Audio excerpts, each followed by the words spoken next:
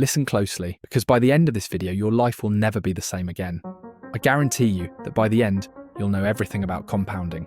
See, you can find thousands of videos about compounding on YouTube, also on my channel, but no one actually showed you with real numbers backed with data how compounding will work over the years, the exact explosion point, real-life examples like job losses, the birth of a kid, and other situations. So today I wanted to take a step forward, and I simulated 40 years of compounding in around 3 hours. And what I discovered left me speechless. And I want to be extremely honest.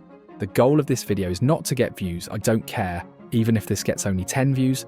The real goal is to motivate at the least one person into start investing.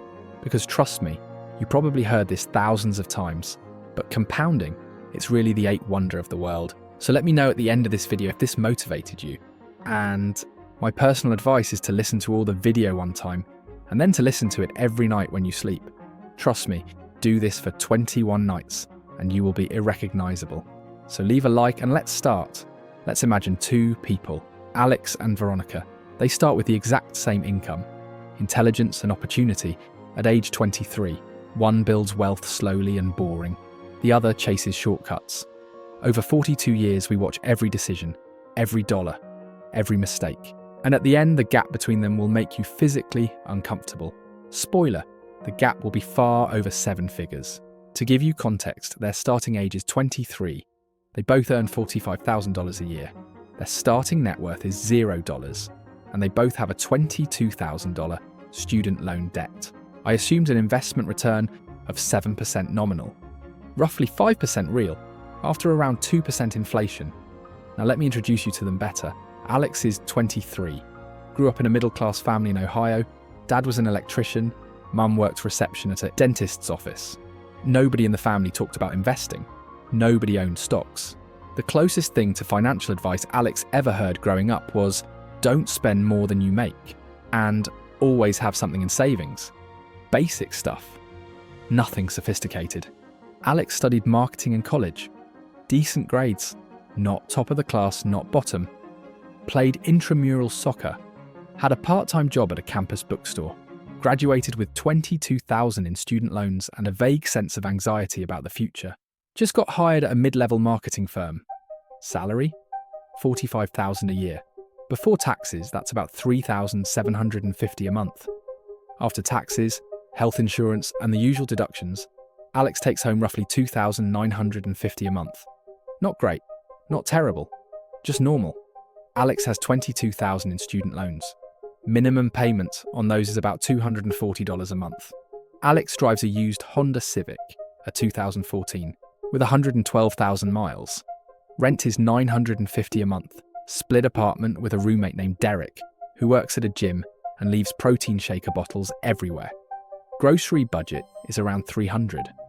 Phone bill, subscriptions, gas, random stuff, another $300. So after all that, Alex has roughly $1,160 of breathing room each month. Now here's the thing about Alex. Alex is boring. And I mean that as a compliment. Not boring like no personality. Boring like predictable. Boring like reliable. Boring like the person who shows up every day at the same time and does the same thing and never complains about it. Alex heard somewhere, maybe a podcast during a long commute, maybe a YouTube video at 2 a.m. when sleep wouldn't come, that if you invest even a little bit every month starting young, something wild happens later. Alex didn't fully understand it, couldn't explain it at a dinner party, didn't need to. Alex just decided to put $200 a month into a basic index fund. An S&P 500 fund. Nothing fancy, nothing exciting. The financial equivalent of watching paint dry. $200 a month. That leaves Alex about $960 of actual spending money after bills and investing. It's tight. It's not fun. There are Friday nights where Alex's friends go to a nice restaurant and Alex orders water and a side salad because the budget is already stretched. There are weekends where everyone's going to a concert and Alex says, maybe next time, because maybe next time is free. It doesn't feel like building wealth. It feels like missing out. Now meet Veronica. Same age. 23. Grew up in suburban New Jersey. Dad was a regional sales manager. Mum taught 3rd grade. Comfortable upbringing. Vacations every summer. Nice house, not fancy but nice. The family always looked like they had it together. Veronica studied communications in college. Dean's List twice. President of the Student Design Club. She's sharper than most people in any room she walks into, and she knows it. That's both her superpower and her weakness. Same job level as Alex, different company. She's at a digital agency. Same $45,000 a year. Same student loans. Same take-home pay. Same city. Same cost of living. If you put their resumes side by side, you couldn't tell them apart. But Veronica is different in one way. Veronica is ambitious. And there's nothing wrong with that. Ambition is great. But Veronica's version of ambition means she's always scanning. Always looking for the angle, the shortcut, the smarter play, the one thing everyone else is missing. She read the same stuff about investing that Alex read. She knows compounding exists. She could explain it if you asked. But $200 a month into an index fund? Come on, that feels like something your grandpa does. That feels like accepting mediocrity. Veronica doesn't accept mediocrity. Veronica is going to find a better way. So she decides she'll start investing later, when she makes more money, when it actually matters. Right now she's going to focus on her career, build her network, enjoy her 20s, and figure out the money stuff when there's real money to figure out. She's not irresponsible. She pays her bills on time. She pays the minimum on her student loans. She just doesn't invest. Instead, she uses that extra money to upgrade her wardrobe. Because first impressions matter in the agency world. She goes out with friends because networking is investing, just social investing. And she leases a new Volkswagen Jetta, $310 a month. She tells herself it's an investment in her image. You can't show up to client meetings in a beat-up Honda. And honestly, she has a point. In some industries, appearance does matter. The problem isn't the logic, the problem is the math behind the logic. Year 1, Alex invests $200 a month. That's $2,400 by the end of the year. Also because he opened his YouTube channel, since YouTube is the golden opportunity of this decade. And he did thanks to my community in the link below. With market returns averaging about 7% nominal, Alex ends year 1 with roughly $2,490 in the investment account. That is nothing. Let me say that again. $2,490. After a full year of sacrifice, a full year of side salads, a full year of maybe next time. Veronica has zero invested, but she's got a nicer car, a better wardrobe, and a social life that actually exists. If someone took a snapshot of both their lives at age 23 and posted it online, everyone would want to be Veronica. And here's the truth. Right now, in year 1, Veronica's life is better. It feels better. It looks better. And if you were watching from the outside, you'd bet on her every single time. That's the trap. That's the thing nobody warns you about. Compounding doesn't reward you at the start. It punishes you. It makes you feel stupid. It makes you look at your little account balance and think, what am I even doing? $2,400? That's a weekend in Miami. That's a new couch. That's nothing. And that feeling and that discomfort, that doubt, that is this even worth it ache in your chest, that's the filter. That's what separates the people who build real wealth from the people who spend their whole life starting over. The first few years of compounding don't reward you with money. They reward you with something more valuable. They reward you with the habit, the muscle, the identity of being someone who invests no matter what. And that identity is worth more than anything in the account. Because the account will grow. The identity makes sure of it. Compounding is boring. Until it isn't. Let me tell you about a night in December of year 1. Alex is sitting on the couch scrolling Instagram. And every third post is someone from college doing something cool. Someone backpacking through Thailand. Someone at a rooftop bar in Manhattan. Someone picking up keys to a new apartment with exposed brick and floor-to-ceiling windows. And Alex looks around. The apartment is fine, clean, functional. But Derek's protein shaker is crusted on the counter again, and the radiator makes a sound like a dying cat every 20 minutes, and the couch has a permanent dip in the middle from 4 years of previous tenants. Alex opens the brokerage app. $2,490. The green number is so small it almost looks like a glitch. And for about 10 minutes, Alex seriously considers stopping. Seriously considers taking that $200 a month and using it to actually live. To go to Thailand, to get the exposed brick apartment. to feel like a 23-year-old instead of someone rehearsing for retirement. Alex doesn't stop. Not because of discipline, not because of some inner fire, because of something Alex's dad said once, years ago, while fixing a circuit breaker in the garage. He said, "The people who have it easy later are the ones who had it hard now. That's just how it works." Alex doesn't know if that's true yet, but Alex decides to find out. That decision, that 10-minute decision on a couch with a dented cushion, is worth approximately $340,000. Alex just doesn't know it yet. Year 2, both get a small raise at work, 3%. Standard stuff. New salary is $46,350. Take home goes up by about $80 a month.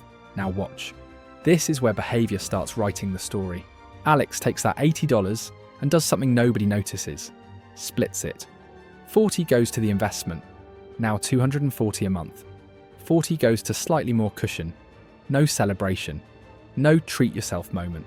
No Instagram post about the raise. Just a quiet adjustment to the spreadsheet and back to work. Here's the thing most people don't realise. Alex has a rule, and the rule is this. Every time income goes up, the investment goes up first. Before lifestyle sees a penny of the raise, the curve gets fed. Alex calls it paying the curve first. It's not a phrase Alex invented, it's a behaviour Alex lives. Veronica takes that $80 and doesn't even notice it. It gets absorbed, not into anything specific, just gone. A slightly nicer dinner here, an extra coffee there, a random Amazon order that felt necessary at midnight but arrived and sat on the counter for 2 weeks. This is lifestyle creep. But here's the thing about lifestyle creep. It doesn't feel like creep. It feels like normal. It feels like progress. You make more, you spend a little more. Everybody does it. What's the big deal? The big deal is that $80, $40 a month invested from age 23 to 65, at 7% becomes about $88,000. So that raise, it was worth $88,000 to Alex, and 0 to Veronica. Same raise, same amount, same moment, different behaviour. $88,000 of difference. By the end of year 2, Alex's portfolio is sitting at about $5,200. Still small, still laughable at parties. But underneath the surface, something is happening that nobody can see. The returns from year 1 are now earning their own returns. It's tiny, maybe $40 or $50 of compound growth. But the machine is on. The engine has started. It's running quiet and slow, like a diesel engine in January. But it's running. Veronica, still at 0 invested. Her student loans are at about $21,500. She's paying minimums and the interest is eating most of her payment. Every month she sends $240 to the loan company, and about $170 of that goes to interest. $70 actually chips away at the balance. At this rate, she'll be paying these loans until she's 38. She doesn't realise this. Nobody sits down and does that math at 24. You just pay the bill and move on. Nobody's worried about Veronica. She's doing fine. She goes out, she's got a social life. She looks successful. Nobody looks at someone at 24 and says, "You know what your problem is? You don't have an index fund." That conversation doesn't happen. The alarm bells don't ring at 24. They ring at 44. But by then the damage is already done. Pause for a second. Look at these two lives right now. 2 years in. Almost no visible difference. Alex has $5,000 in a boring account. Veronica has a nicer car and better memories. If you had to bet on which life looks better, you'd pick Veronica. But here's the question that should keep you watching. When does the switch happen? When does boring beat brilliant? Because it does. It always does. The math guarantees it. But the timing's going to surprise you. Year 3. Both turn 25. And this year, something happens that changes the shape of both their lives. And neither of them realises it. Alex gets a strong performance review. 4% raise. New salary about $48,200. Take home goes up to around $3,150 a month. Following the rule, pay the curve first, Alex bumps the monthly investment to $300. Same apartment, same car, same roommate Derek and his protein shakers. The raise went to the curve. Done. Alex's portfolio at year end, about $9,300. Student loans down to about $18,000 because Alex has been sneaking in an extra $50 above the minimum each month. Not dramatic, just steady pressure on the debt. Now Veronica, say, same raise energy. Salary goes to about 48,000, and here's where she makes a decision that looks completely reasonable on the surface. A decision anyone would make, a decision you might have made yourself. Veronica moves apartments. She decides she deserves her own place. No more roommate. She's 25. She's got a career. She's an adult. Living with a roommate at 25 feels like still being in college. Society tells you to upgrade. Your friends are upgrading. Your Instagram's full of people with their own kitchens and their own living rooms and their own bathrooms. So Veronica gets a one-bedroom. Rent, $1,350 a month. That's $400 more than she was paying before. Let me just hold on that number for a second. $400 a month. From age 25 to 65, 40 years. At 7%, $1,057,000. That apartment upgrade, the one that felt like growing up, the one that felt like progress, the one that everyone congratulated her for, has an invisible price tag of over $1 million. She'll never see that price tag. It's not on the lease. It's not on a bill. It exists only in the future she'll never have. And that's why it's so dangerous, because invisible costs are the costs we never fight. Now, am I saying don't ever get your own apartment? No. I'm saying understand the cost, the real cost, and make the decision with both eyes open instead of one. Alex still has a roommate, same apartment, same $950. Alex could afford to move. Alex has even looked at a few places. But every time Alex opens the compounding calculator and types in $400 a month for 40 years and stares at the number, and then Alex texts Derek and says, "I'm good." Alex is optimizing for the curve. Veronica is optimizing for comfort. And for the next 40 years, the curve and comfort are going to be at war. The curve always wins, but comfort doesn't surrender easily. Let me talk about the curve. Because I've been mentioning it, and I need you to understand it like I do, because the curve is going to become the most important character in this entire story. More important than Alex, more important than Veronica, more important than any job, any car, any apartment, any relationship. Imagine a graph. On one axis, time. On the other, money. When you start investing, the curve is flat. Almost a straight line. Barely visible. You put in $200, you get $211 back. You squint at the screen. You feel nothing. That flatness and that nothing feeling. That's where Alex is right now. The flat part. But here's what nobody tells you. The curve is alive. It has memory. It remembers every single dollar you feed it. Every month. Every deposit. Every automatic transfer. It takes those dollars and it puts them to work. Quietly. In the background. No fanfare, no notification. Just work. And at some point, you don't know exactly when, and that's the beautiful, cruel thing about it. The curve starts bending upward. Slowly at first. So slowly you don't even notice. Then a little faster. Then a little faster. And then one day you log into your account, and there's a number there that doesn't match what you put in. A number that's bigger. A number that makes you tilt your head and say, wait, where did that come from? It came from the curve. It came from time. It came from every boring deposit you made when it felt pointless. But here's the catch that makes this whole thing work. If you stop feeding the curve, it doesn't just pause. It doesn't sit there and wait for you to come back. It weakens. It flattens. And if you withdraw from it, if you pull money out, it resets. And the time you lost, the compounding you interrupted, you can never buy it back. There is no time machine. There is no cheat code. There is no, I'll make up for it later. The curve doesn't negotiate. The curve doesn't care about your reasons. Never reset the curve. Veronica doesn't have a curve to reset. She hasn't started. She's 25, with zero invested. Is that the end of the world? No, 25 is still young. She still has time. But let me give you a number that's going to sit in your brain for the rest of this video. If Veronica had started at 23, just like Alex putting in $200 a month, by the time she turned 65, that money alone, just those first 2 years of contributions, $4,800 total, would have grown to roughly $96,000. Just 2 years of contributions, $96,000. She didn't lose $200 a month. She lost $96,000. She just won't know it for another 40 years. Now let me tell you about the fight, the one nobody expected. Year 4, both are 26. And this year the market decides to remind everyone that it's not a straight line. The market drops 12% over a 3-month period. Not a crash, a correction. The kind of thing that happens every 3 to 5 years like clockwork. Headlines go red. Your favourite finance influencer posts a video called, "Is this the end?" Twitter is on fire. Your coworker Chad tells everyone at lunch to sell everything and buy gold. Your mum texts you, asking if your money is safe. Alex's portfolio drops from about $9,300 to roughly $8,200. That's over $1,000 gone, $1,100 just vanished from the screen. And this is the moment, right here. This exact moment kills more new investors than anything else in finance. Not bad funds, not high fees, not poor stock picks.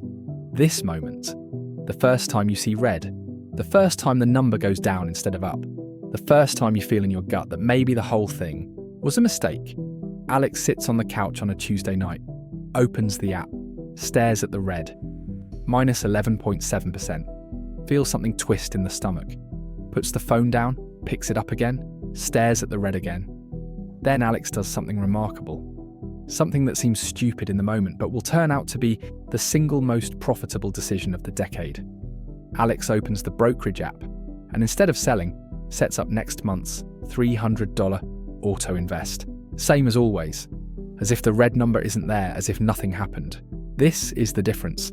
Listen to me, the builder doesn't react to the market. The builder reacts to the plan. The plan says invest every month. The market is not the plan. The headlines are not the plan. Chad's opinion is not the plan. The plan is the plan. And here's what happens because of that decision. The market recovers by the end of the year. It always does. Not always on the same timeline, but always eventually. And the shares Alex bought during the dip, those $300 invested in March, April, May, when everything was red and scary, those shares are now worth more than any shares Alex bought before the dip. Alex got them at a discount, a 12% off sale on the entire market, and Alex was the only one buying. By year end, Alex's portfolio ends at around $12,500. That includes the contributions and the recovery. Alex accidentally made money by not panicking. Most people miss this. The biggest gains in investing don't come from picking the right stock. They come from not selling at the wrong time. That's it. Just not selling. Just sitting still. The hardest, simplest, most underrated skill in all of finance. Doing nothing. Let me give you a real number that's going to break your brain. But before that, if you're listening there, comment with an emoji of a banana. I'll like everyone who does it.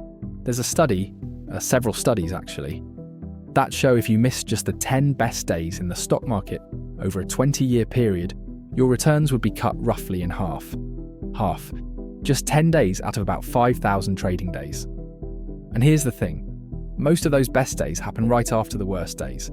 The biggest up days come immediately after the biggest crashes. So if you sold during the crash, like most people do, you missed the bounce. You locked in the loss and missed the recovery. That's not bad luck. That's bad behaviour. And bad behaviour has a price. The studies show it costs the average investor about 1 to 2% per year in lost returns. Doesn't sound like much. 1.5% per year over 40 years on a $500 monthly investment is the difference between $800,000 and $560,000. $240,000. Lost to behaviour, not to the market, to yourself. Alex doesn't know these studies. Alex doesn't need to. Alex has one rule: don't sell. And that one rule is worth more than any MBA in finance. Now Veronica, she watches the same news, sees the same headlines, and it actually confirms something she's been thinking for 2 years, see? The market is a scam. It's risky. It's gambling for people in suits. Why would I put my hard-earned money into something that drops 12% overnight? No thanks. I'll wait until things calm down. I'll wait until it's safe. But here's the problem with that logic. When is it safe? When does the market ever feel safe? After a crash, everyone's scared. During a bull run, everyone says it's overvalued. Before earnings season, everyone's nervous. After earnings season, everyone's second-guessing. There is no moment in the history of the stock market where everyone agreed it was perfectly safe to invest. If you wait for safety, you wait forever. And while you wait, the curve is growing for everyone who didn't wait. But this year, Veronica does something productive. She starts a side hustle, freelance graphic design. She's actually talented. She builds logos and social media templates for small businesses on Fiverr and word of mouth. She makes an extra $8,000 over the year. After taxes, maybe $5,500 in her pocket. Does she invest it? No. And I need to explain why, because this is where it gets interesting. Veronica looks at that $5,500 and does quick mental math. Student loans at $21,000, charging 5% interest. Index fund returns averaging 7% historically, but the market just dropped. So who knows? She decides to throw $3,000 at the student loans and use the rest for a weekend trip to Nashville. With friends and some new design software for her freelance work. On paper, not a terrible decision. Paying down debt is responsible. The software helps her business. And Nashville? Well, Nashville was fun. But the math. If she had invested that $5,500 at age 26, and it grew at 7% for 39 years, it would have become about $82,000. She paid off $3,000 in loans to save maybe $200 in total interest over the life of the loan, and she left $82,000 on the table. This is the invisible damage. You can't see it. You can't feel it. It doesn't show up on any bill or any statement. It exists only in a future that never happens. A parallel universe where $5,500 became $82,000. A universe Veronica will never visit. Here's a challenge for you. I need you to do this right now. Pause the video if you have to. Think about the biggest unnecessary purchase you made in the last 12 months. Got the number? Now multiply it by 15. That's roughly what it would be worth in 30 years at 7%. Does that number bother you? Good. Sit with that feeling. Because that feeling is the beginning of financial awareness. And financial awareness is the first step on the curve. Year 5. Alex is 27. Portfolio is at about $12,500. Student loans are down to about $15,000. Monthly investment is still $300. Everything is on track. Everything's boring. Everything's exactly the way it should be. And then life throws a wrench. Not a small one. A big, greasy $4,000 wrench. The Honda Civic dies. The transmission gives out at a red light on the way, home from work. The car shudders, makes a sound like a dying animal, and stops moving. Towed to the mechanic. Diagnosis, transmission replacement. Cost $4,000. On a car worth maybe $3,000. It's done. The Civic is done. Alex needs a car. Needs it for work. The commute is 22 minutes and there's no public transit that makes the route. Needs it this week. Can't afford to miss work.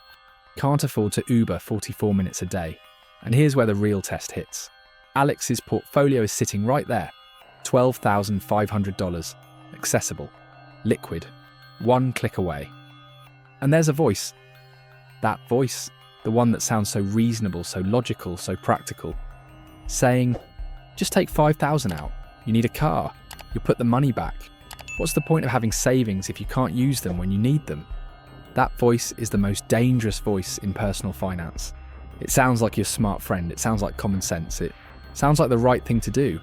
But it's the voice that resets the curve. Let me show you the math that Alex is wrestling with. If Alex pulls out $5,000, the portfolio drops from 12.5 to 7.5.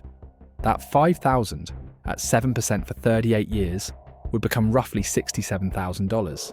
$67,000 for a car. But the damage goes deeper than the math. Because there's a psychological law in personal finance that nobody talks about. I call it the seal law. The first time you break into your investments, you break the seal. And once the seal is broken, it never fully reforms. Every future emergency, every future temptation, every future, I need this moment, the seal is already cracked. And cracked seals leak. The people who end up at 50 with nothing, most of them invested.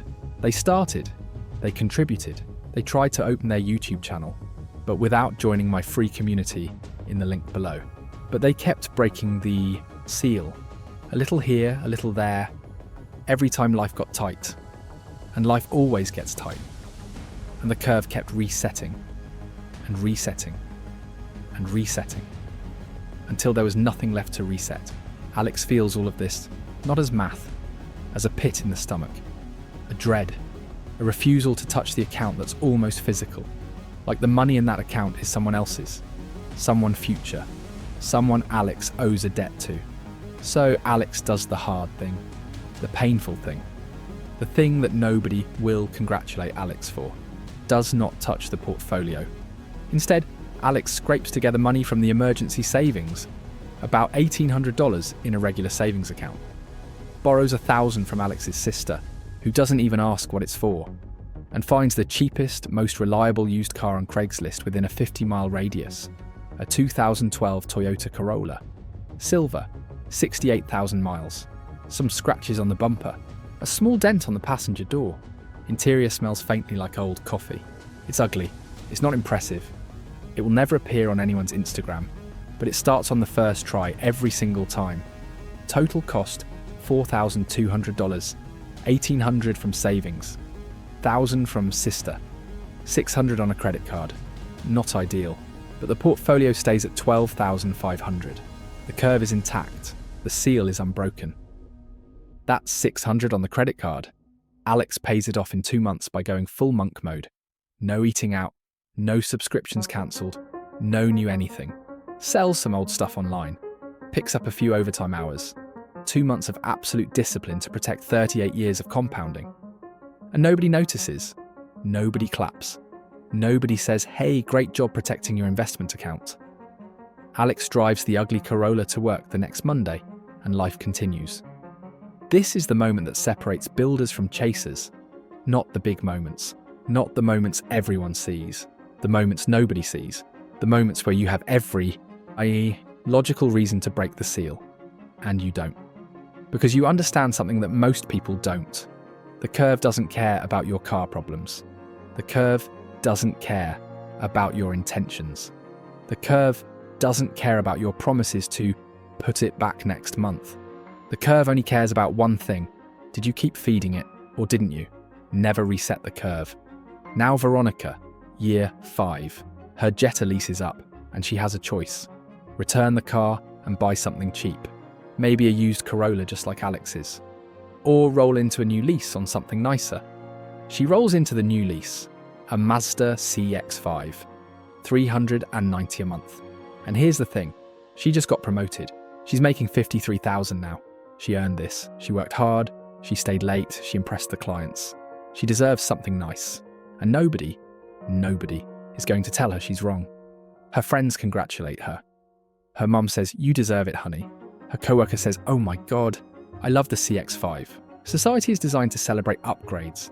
Every advertisement, every social media post, every haul video, and what I bought this month is society saying, spend, upgrade, you earned it, you deserve it. Nobody congratulates you on your index fund. Nobody posts their Vanguard account balance on a story. Nobody says, "Oh my God, I love your automatic monthly transfer." The incentives are backwards. We celebrate spending and ignore building. And then at 65, we wonder why we're broke. Veronica's new monthly picture at 27. Rent, $1,350. Car lease, $390. Student loans, $240 minimum. That's about $1,980 before she buys a single thing. Take home is about $3,400. That leaves $1,420 for food, gas, insurance, clothes, social life, everything. After all of it, maybe $200 to $300 in actual surplus. Could she invest that? Yes. Does she? No, because $200 to $300 a month feels pointless, like throwing pennies into the ocean. The same feeling Alex had at the beginning. But Alex pushed through the feeling. Veronica lets the feeling win. And I need you to hear this because it's maybe the most important thing I'll say for the next 3 hours. It will never feel like the right time. $200 will never feel like enough. $300 will never feel impressive. The amount will never match the ambition in your head. But the curve doesn't need impressive. The curve needs consistent. And there is a massive, life-altering, retirement-defining difference between those two things. Year 6, age 28. And I need to tell you about the night that changes everything for Veronica. Not the night she expects. Not the night she'll remember for the right reasons. The night she'll remember for the wrong ones. Her friend Lucy invites her to dinner. Lucy works in tech. Makes about $90,000. Single. No kids. And over sushi, Lucy pulls out her phone and shows Veronica her crypto portfolio. It's up 40% in 3 months. Let me describe what Veronica sees. A green number. A big green number. Going up, with a chart that looks like a rocket, and Lucy is smiling. Lucy is calm. Lucy is eating her yellowtail roll. Like she didn't just casually show someone a 40% return. And something snaps in Veronica. Not breaks, snaps. Like a rubber band that's been stretched for 5 years. 5 years of watching people around her get ahead. 5 years of hearing about the stock market from the sidelines. 5 years of telling herself she'll start later. And here's her friend, same age, casually showing her the fastest money Veronica has ever seen. Veronica goes home that night and opens Coinbase. She doesn't research, she doesn't study. She doesn't read a single white paper or understand a single thing about blockchain technology. She just knows the green number went up and she wants in. She takes $1,500 from savings and splits it between 2 coins Lucy recommended. One she can barely pronounce, the other one has a dog logo. She hits buy. For 2 months it works. Portfolio is up 22%. She checks the app 17 times a day. She's doing the math in her head on the bus. If this keeps going, I'll have 3,000 by summer, then 5,000 by fall, then I'll really start investing. This is the shortcut everyone was talking about. She screenshots her portfolio, sends it to Lucy, they celebrate with wine. Then month 3 happens. One of the coins drops 60% in a single week. Not gradually, violently. She watches it fall in real time, refreshing the app every 20 minutes. The other coin drops 30%. Her $1,500 is now worth about $780. She can't sleep. She stares at the ceiling at 2 a.m, doing math that makes her nauseous. She checks the app at 3 a.m. It dropped another 4% while she was lying there. She sells everything the next morning. All of it. Locks in the loss. Gets her $780 back and closes the app. Total damage. $720 lost. Not life ending, but the psychological damage. That's where the real cost is. Because now, in Veronica's mind, investing equals losing money. She tried it. She lost. End of story. The market takes your money. Crypto is a scam. Stocks are a casino. Rich people just got lucky. The whole system is rigged. Confirmation bias locks in like a steel door. And that door won't open again for 3 years. 3 years of zero investing. 3 years of the curve getting absolutely nothing. 3 years that, at 7%, represent roughly $50,000 to $60,000 in lost future value. Not from the crypto loss itself, from the 3 years of silence that followed it. Meanwhile, Alex is at year 6, 28, has never owned a crypto coin, has never checked a chart at 3 a.m, has never screenshotted a portfolio. Alex has an opinion on exactly one thing: consistency. And the opinion is simple. It works. Alex's portfolio at year-end, about $20,300. 6 years, 300 a month. Some ups, some downs, one 12% correction. That didn't matter because Alex didn't sell. $20,300. And here's the number that should keep you up tonight. That $20,000, if Alex never adds another penny, just leaves it there and walks away and forgets the password, it becomes approximately $220,000 by age 65 at 7%. 20,000 becomes 220,000 in 37 years, without adding a cent, without doing a thing, without checking the app, without stressing, without losing sleep. Just time. Time is the only unfair advantage you can buy, and Alex isn't stopping. Alex is going to keep adding money every single month for the next 37 years. That 20,000 is just the foundation, just the root system. Everything built on top will multiply in ways that don't make sense when you first see them. But they're real, and they're coming. Most people get this backwards. They think the goal is to have a huge amount invested early, 100,000 by 30, 200,000 by 35. They see those numbers on social media and feel like failures. But the real goal isn't a huge amount. The real goal is any amount, as early as possible, because the early money has the most time, and time is the multiplier that turns nothing into everything. Year 7, Alex turns 29, gets a bigger raise this year, 5%. The company values reliability.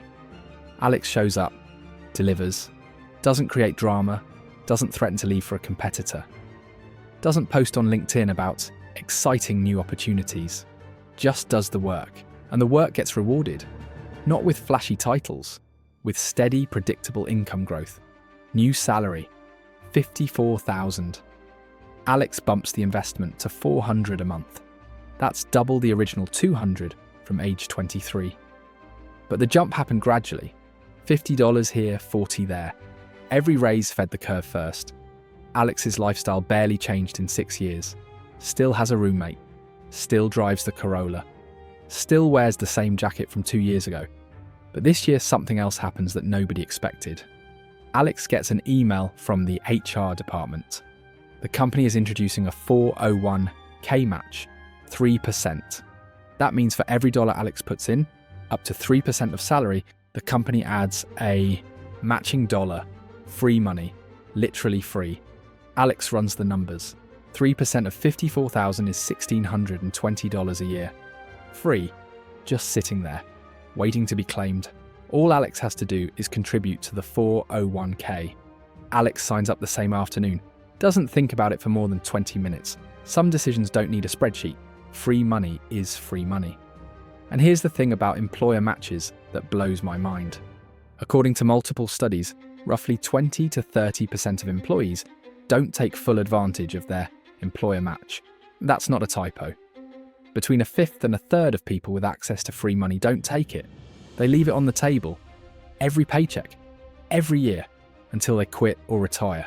If that doesn't make you want to shake someone, I don't know what will. That's $1,620 per year, invested at 7% for 36 years until 65. About $234,000 from free money. Alex just added $250,000 to the retirement plan by filling out one form in 20 minutes. Also this year, Alex makes extra payments on the student loans, knocks the balance down to about $7,000, on track to be completely debt-free by 30 or 31. Year-end portfolio, approximately $25,800. 7 years. Nothing fancy. Nothing exciting.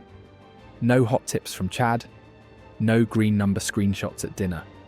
Just a boring index fund and an automatic monthly transfer. Now Veronica, year 7. And here's where something unexpected happens. A plot twist, if you want to call it that. Because up until now, Veronica has seemed like the person who'll never get it. But people are complicated, and this year Veronica gets a wake-up call that almost changes everything. Almost. Her older cousin David turns 43. David was the family's golden boy. Sales career, big personality, big income, big spending. Had a house, a car, a boat, the whole American dream package. And then the divorce happened, and the debt surfaced, and the spending caught up. And now David is 43, renting a 1-bedroom, driving a 10-year-old sedan, working a sales job he hates because he can't afford to quit. Veronica visits David for Thanksgiving. And after dinner, while everyone's watching football in the living room, David pulls her into the kitchen. He's holding a beer. He looks tired. Not old tired, broken tired. And he says something she'll remember for the rest of her life. I kept telling myself I'd start when things settled down. Things never settled down. And now I'm 43 with nothing. He doesn't say it dramatically. He says it flat. Like a fact. Like someone reading a weather report. Partly cloudy, 43 with nothing. Veronica drives home that night in silence. No music, no podcast. Just her and the road and David's voice in her head. And the next morning she does something she hasn't done in 3 years. She opens a brokerage account. Not crypto, a real brokerage. She looks at index funds. She reads 2 articles. She watches 1 YouTube video. And she puts $200 in. An S&P 500 fund. The same boring fund Alex has been using for 7 years. December, 200 in. January, 200 more. She's doing it. She's on the curve. For the first time in her life, she's actually on the curve. $400 total. The beginning. The seed. Then February.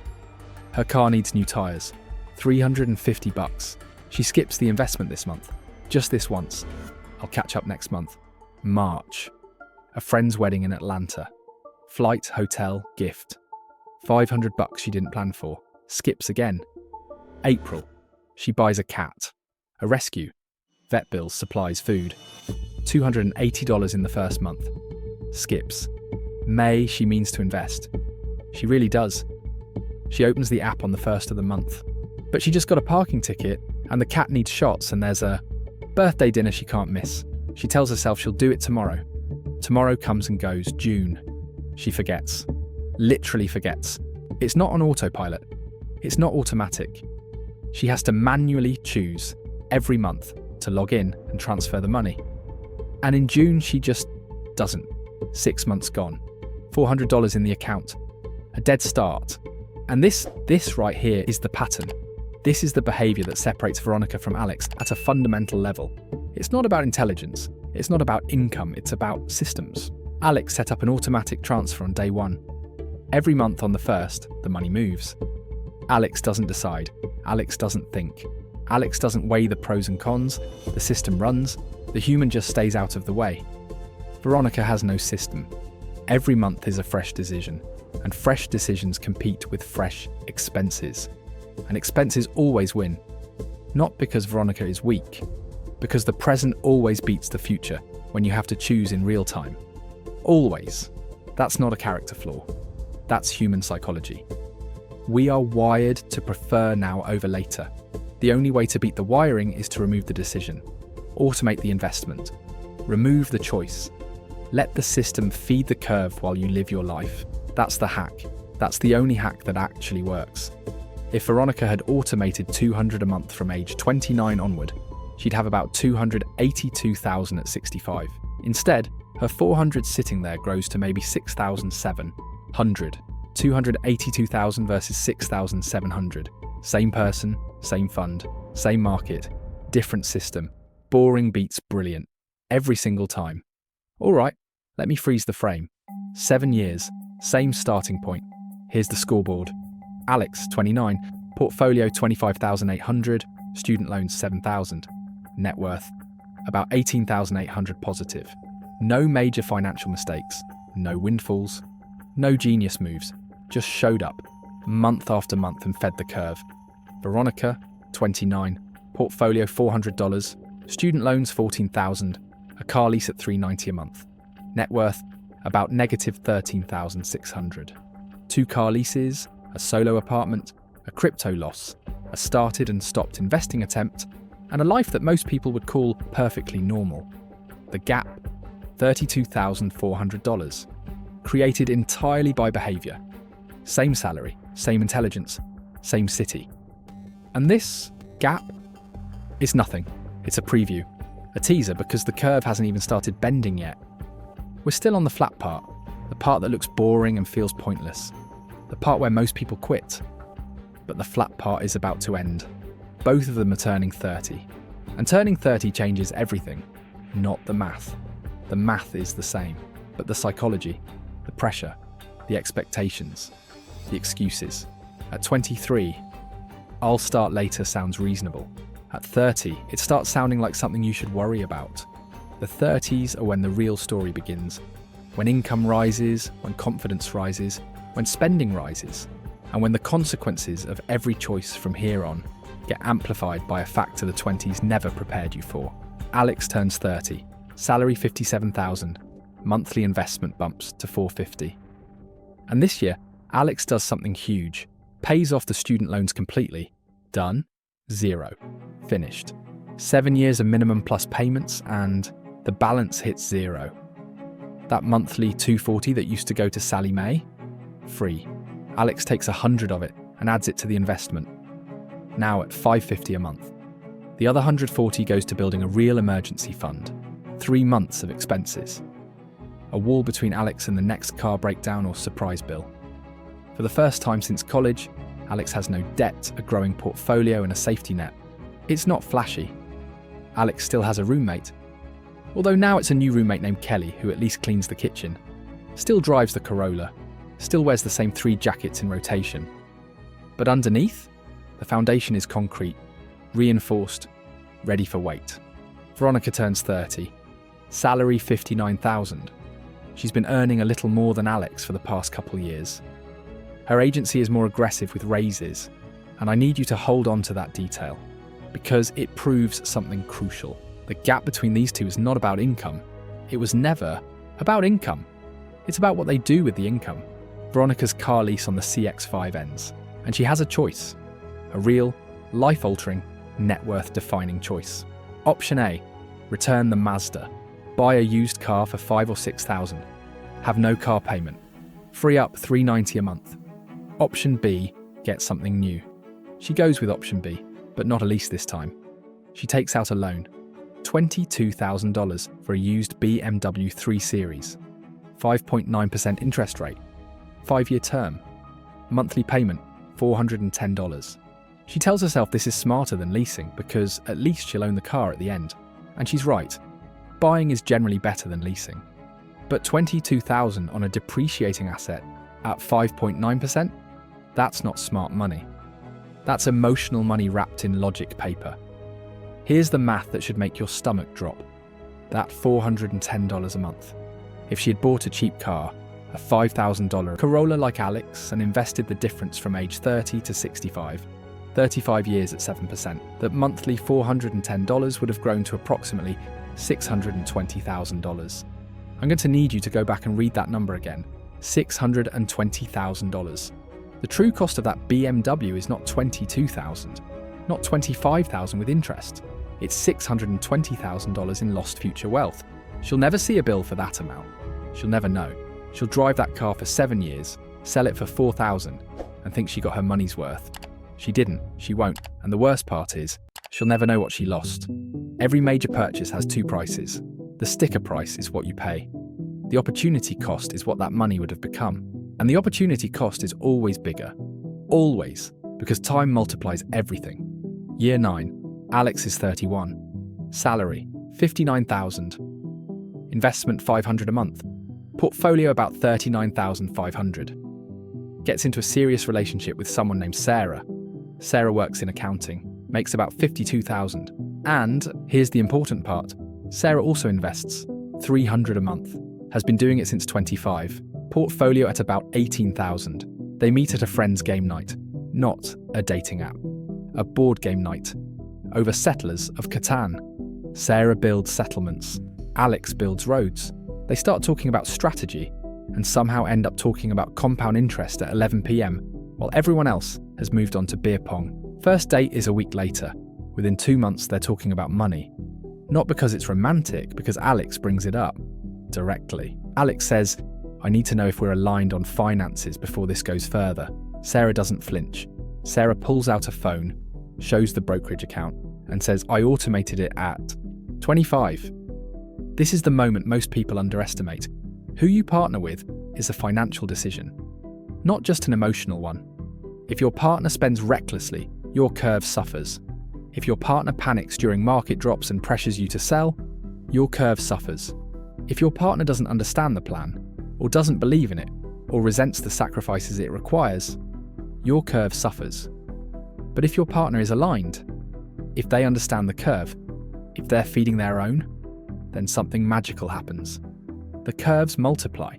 Two people investing separately, but aligned in behaviour will build wealth faster than one person, earning twice as much, but partnered with someone who drains the account. Alex picked well, not by luck, by intention. By asking the uncomfortable question early and refusing to settle for someone who couldn't answer it. Veronica is 31. She and her boyfriend Jake move in together. Jake is fun. Jake is spontaneous. Jake is the kind of guy who suggests a road trip at 9 p.m. on a Friday. But Jake also has $22,000 in student loans, a car payment, and exactly $0 invested. Combined household debt, about $38,000. They split rent, $1,300 total. Looks like progress. But the combined debt load means neither of them has room to breathe.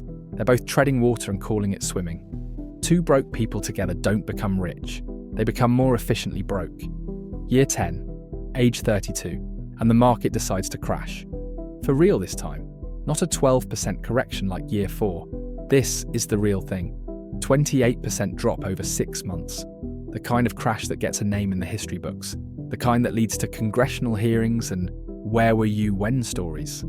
Alex's portfolio drops from about $46,000 to about $33,000. $13,000 gone in 6 months. That's more money than Alex made in a month. More money than the entire first year of contributions. Just erased. Alex feels it physically, like a weight on the chest. There are nights when Alex opens the app, looks at the red, and has to put the phone down because looking at it feels like pressing on a bruise. There are mornings when Alex wakes up thinking about selling, about converting everything to cash and hiding it under the mattress. But it gets worse, because this time it's not just Alex watching the portfolio bleed. Sarah is watching too. And Sarah, steady, reliable, financially aligned Sarah, has a moment. A real moment. It's a Thursday night. The kids are asleep. The news is running the crash in the background. Sarah's portfolio has dropped from $40,000 to $29,000. Their combined loss is $24,000. And Sarah walks into the kitchen, sits down and says, "Maybe we should sell, just until things stabilise." Alex's stomach drops, not because of the suggestion, because Sarah was supposed to be the other anchor, the other person who gets it. If Sarah wobbles, the whole system wobbles. Alex sits across the table and does something that feels insane in the moment. Alex pulls out a phone and opens a compounding calculator right there at 10 p.m.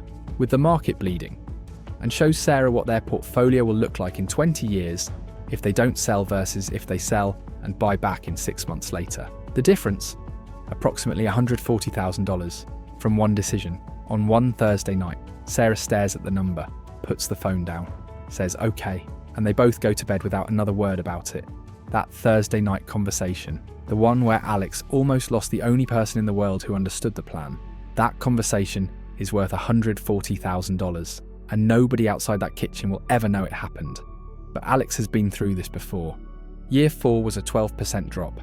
Alex didn't sell then. The market recovered. The shares bought during the dip turned into the best performing shares in the whole portfolio. Alex knows, not believes, knows that this is how it works. The market drops, the market recovers. The people who stay in win. The people who get out lose. Not sometimes, every time. In the entire recorded history of the stock market, every single crash has been followed by a recovery. So Alex keeps investing. $5.50 a month, right into the falling market, buying shares at prices that will never be this low again. Not because Alex is brave, because the plan says invest every month, and Alex follows the plan. And here's something I need to tell you about courage. Financial courage isn't feeling good while doing the right thing. Financial courage is feeling terrible while doing the right thing. It's investing into a market that's down 28%, while your hands shake and your stomach hurts and every headline screams that this time's different. That's courage. The builder isn't fearless. The builder is disciplined despite the fear. Now Veronica. She has zero invested, so the crash doesn't touch her portfolio. She doesn't lose a penny in the market. But the crash comes for her anyway, just through a different door. Her company does layoffs. The agency loses 3 major clients in 2 months and cuts staff by 20%. Veronica is in the 20%. Out. Done. Box of desk stuff in the back seat of the BMW. Unemployed for 4 months. 4 months of applying, interviewing, getting ghosted, making it to the final round, and getting a polite rejection email. 4 months of watching the savings drain. She burns through her $3,000 savings by month 2. Takes on $2,500 in credit card debt by month 4, at 19% interest. And here's the cruelest irony. Having no investments didn't protect her from the crash. The crash came for her income instead. And she had no buffer, no emergency fund, no portfolio to lean on. Just debt on top of debt. This is the thing people don't understand about building wealth. It's not just about getting rich someday. It's about building a wall between you and chaos right now. The world will throw things at you. Job losses, car breakdowns, health scares, recessions. If you have a growing portfolio and an emergency fund, those things hurt, but they don't destroy you. If you have nothing, they send you backwards. And backwards is where Veronica has been for 9 years. Year 11, 33. The market recovers. Because it always does. Alex's portfolio surges back to 52,000. The shares bought during the crash, the ones that felt like throwing money into a fire, are now up 35%. Some of them are up more. This is the first big visible payoff for discipline. Alex's portfolio grew by 19,000 in a single year. Contributions plus recovery. More than Alex has ever gained in a year. And here's what's wild. Alex didn't do anything. Didn't change the strategy. Didn't find a hot stock. Didn't time the market. Just didn't sell. That's it. Veronica gets a new job. But at 58,000, 3,000 less than before. That's the tax the market charged her. Not on her portfolio. She didn't have one. On her career. Layoffs during crashes lead to lower salaries at the next job because you're negotiating from desperation, not strength. She's paying off the credit card at 19%, student loans still at 10,000, BMW loan at 16,000. She's drowning in payments. Every paycheck gets sliced into bills before she can think about anything else. But she does something here that I need to give her credit for. She starts investing. For real this time, not crypto, not speculation. $100 a month into the same boring index fund Alex has been using for a decade. $100. That's it. By year end, she has about $1,200 in the account. It's small. Embarrassingly small compared to Alex's $52,000. But here's the thing. Starting at 33 with $1,200 when you know someone else has 52,000. That takes guts. That takes the ability to look at a huge gap and say, I'm starting anyway. Most people wouldn't. Most people would look at the gap and decide it's too late. It's not worth it. What's the point? Veronica starts anyway. And for that moment, that exact moment, I root for her more than I root for Alex, but there's a moment this year that nobody prepared her for. She meets Lucy for coffee. The same friend who showed her the crypto portfolio back at 28. Lucy looks different. Calmer, more relaxed. Turns out Lucy stopped doing crypto 2 years ago, quietly moved everything into index funds. And here's the part that hits Veronica like a truck. Lucy says, I actually started investing in index funds when I was 25. The crypto thing was a side bet with money I could lose. My real portfolio is in Vanguard. Has been for 8 years. Veronica almost drops her coffee. What? Yeah, I have about 90,000 in there. 90,000. Lucy, the crypto girl, the 40% returns girl, the green number screenshot girl, had a boring index fund all along. The crypto was the show. The index fund was the engine. Veronica walks home from that coffee feeling something she hasn't felt before. Not anger, not jealousy, emptiness. The realization that the person she thought was playing a different game was actually playing the same game as Alex. And Veronica is the only one who wasn't playing at all. This is the loneliest feeling in personal finance. Not being behind. Being behind and realizing everyone you thought was ahead was using the same boring strategy you refused to try. Year 12, 34. Alex's salary hits 63,000. Investment goes to 550. Portfolio hits 63,000. Gets engaged to Sarah. Sarah has about 40,000 invested by now. Combined household net worth, over $100,000. They're not rich, but they're building something real. Together, brick by boring brick. And then something happens that I didn't plan for in this simulation. Something that almost never gets talked about in finance videos. Something that changes Veronica's trajectory in a way nobody saw coming. Veronica and Jake break up. Not a mutual, we grew apart breakup. A messy, ugly 3 a.m. screaming. Someone sleeps on the couch for 2 weeks breakup. Details don't matter. What matters is the financial fallout. They shared a lease. Now Veronica has to take over the full rent alone. $1,350 a month. She can't break the lease without a penalty. Her name is on it. She's stuck for 4 more months. She also finds out Jake had been using her Netflix, her Spotify, her Amazon Prime, and her Costco membership. Small stuff, $40-50 a month. But it was all on her card. And then the real surprise. 3 weeks after the breakup, Veronica checks her credit card statement and finds a charge she doesn't recognize. $800 at an electronics store. She calls the store. They tell her the purchase was made with her card. In person. She checks the date. It was 2 days before Jake moved out. Jake used her credit card to buy himself a new tablet and headphones on his way out the door. She calls him.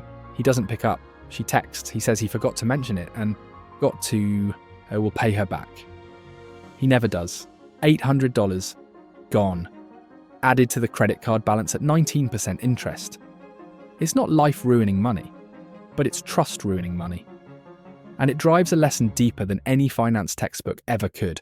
When you don't have financial boundaries, the people closest to you can become the biggest threat to your curve. Not out of malice, necessarily.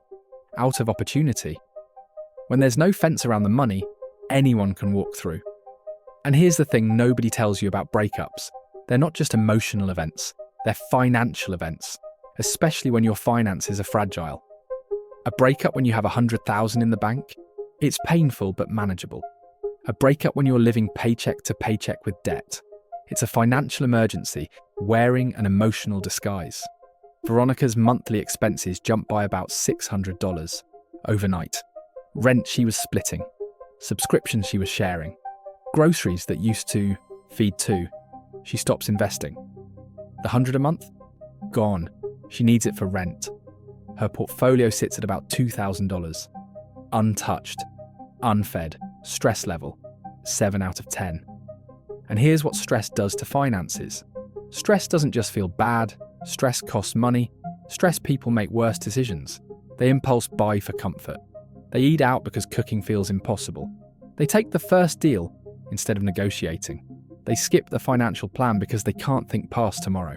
When your finances are fragile, everything becomes fragile. And when everything is fragile, the curve starves. If you're listening there, comment with the time you're watching this video. I'll respond to everyone who does it. Year 13. Alex turns 35. Gets married to Sarah. They keep investments separate. Each continues their own accounts, but share household costs. Alex's salary is $65,000. Investment is $600 a month. And here, right here, something happens inside Alex's portfolio that I need you to pay very close attention to. Because this is the moment that turns theory into reality. Alex's portfolio hit $76,000, the market return this year, about $5,300. Alex's contributions this year, about $7,200. So the returns, the money earned by the money, are approaching the contribution amount. They're not equal yet, but they're closing in. $5,300 from the market versus $7,200 from Alex's paycheck. Do you see what's happening? The money is waking up. For 12 years, it's been a passenger. Alex has been doing all the driving, putting in the gas, turning the wheel, and the money has just been sitting in the back seat, growing slowly. But now the money is climbing into the front seat, reaching for the wheel. And pretty soon, maybe a year, maybe two, the money is going to take over the driving entirely. Alex won't need to contribute as much because the portfolio will be generating its own fuel. This is the inflection point, the crossover, the moment the machine starts running on its own. And most people never reach it, because most people quit before the money wakes up. When your money earns more than you contribute, you've crossed the line most people never see. Here's an image that might help you feel this.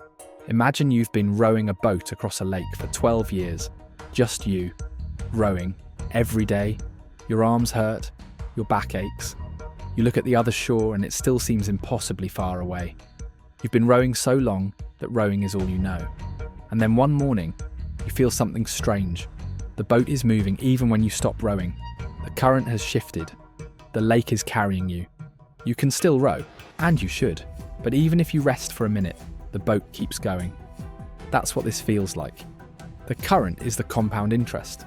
And after 12 years, it's finally strong enough to carry the boat on its own. Most people stop rowing at year 3 because the current isn't strong enough yet to feel. They look at the other shore, look at their tired arms, and swim back. They never feel the current. And they spend their whole life thinking the lake was too wide. It wasn't. They just didn't row long enough. Veronica at 35, salary $62,000. After 4 months of paying full rent alone, she finally moves to a cheaper apartment. $1,100 a month. Better. She picks up investing again, $200 a month this time. Portfolio grows back to about $4,800. And then she reads about day trading. An article, a YouTube video, a Reddit thread, the usual pipeline. And something in her brain lights up. Because day trading promises the one thing Veronica has been chasing since she was 23. Speed. She opens a separate account, puts in $1,500. First week makes $300. Feels like a genius. Second week makes $200 more. Starts watching charts during lunch breaks. Starts reading candlestick patterns at night. Tells herself she's found it. The edge. The shortcut. The thing that will erase the gap between her and everyone who started earlier. Then she takes a big position. She's confident. She's been right 4 times in a row. She goes all in on a tech stock that just had good earnings. It drops 9% the next day on sector rotation. She's down. She holds hoping for a bounce. It drops another 4%. She panics. Sells. Net loss from day trading, $900, plus the $1,500 she pulled from savings to fund it. She burned $2,400, learning a lesson she could have gotten for free. The search for faster always leads to slower. Year 14. Alex is 36. Portfolio is about $91,000. First baby on the way. And this is a moment that breaks a lot of builders, because babies are expensive. Daycare alone is $1,000 to $1,400 a month. Diapers, formula, doctor visits, baby furniture, car seat, stroller. The first year of a child's life costs somewhere between $12,000 and $15,000 above normal expenses. The temptation to cut the investment is enormous, to pause the curve and redirect the money to bottles and onesies. And a lot of people do. They say, we'll resume investing after the kid is out of daycare, and then they don't. Because after daycare comes preschool, then activities, then braces, then college savings. There's always a reason to stop. Alex doesn't stop, reduces the monthly investment from $600 to $500. First reduction in 13 years. It stings, feels like going backwards. But 500 is not zero. The curve gets fed. Less food, but still food. Sarah keeps investing too. $350 a month, down from $400. Combined, they're still putting $850 a month into the market. Not as much as before, but the machine is running. The key is that it never turns off. But this year brings another test Alex didn't see coming. Alex's sister, the one who lent $1,000 for the Corolla back at 27, calls. She's going through a divorce. She needs $5,000. Now. She's asking Alex because Alex is the responsible one, the one who always has money. Except Alex doesn't have money the way his sister thinks. Alex has a portfolio, a curve, a system. And taking $5,000 from the portfolio would cost $20,000 in future value. Alex agonizes for a week, talks to Sarah. They run the numbers. They decide to help, but not from the portfolio. They take it from the emergency fund. 3 months of expenses drops to about 1.5 months. It's uncomfortable. It's tight. It's not ideal, but the curve stays intact. The seal stays unbroken, and Alex's sister gets the help she needs. This is a decision that will never appear in a finance textbook, because it's not about math, it's about love and boundaries and the incredibly hard line between helping someone you care about and protecting the thing that protects your family. There's no formula for it. There's just the gut feeling that the curve is sacred and the emergency fund can be rebuilt. It takes Alex 8 months to rebuild the emergency fund. 8 months of tight budgets and saying no to things. But by year end, it's back. And the portfolio never felt it. Babies are expensive, but they're not an excuse to kill the curve. They're a reason to protect it even harder. Because now the curve isn't just for you. It's for them. Veronica at 36. Salary $64,000. After the day trading loss, her main portfolio is about $7,200. She briefly out-earned Alex earlier in their careers. But spending has eaten everything. And here is where I need to put the two lives side by side, because the numbers alone don't capture what's happened. Alex, 36. Portfolio $91,000. Debt 0.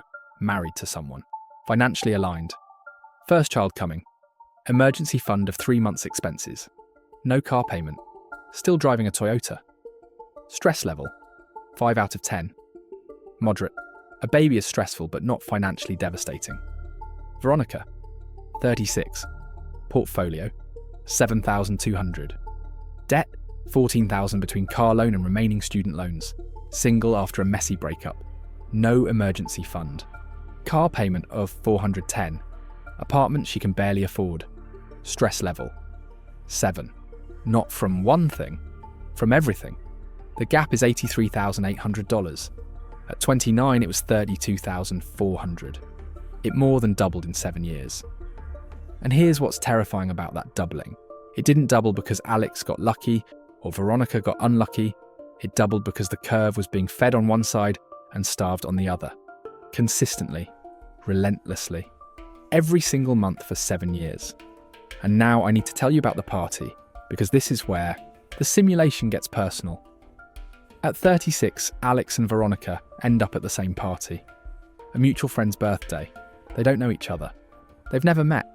They end up in the same circle of conversation, talking about rent prices in the city. Veronica mentions she just moved to a new apartment. $1,100 a month. Not bad for a 1-bedroom, she says. Alex nods. Yeah, that's about what we pay. We have a 2-bedroom, but we split costs. Alex doesn't mention the investment accounts, doesn't mention the net worth, doesn't mention the curve, because Alex never talks about money at parties. There's nothing to show off about. No fancy car, no flashy watch, no luxury vacation stories.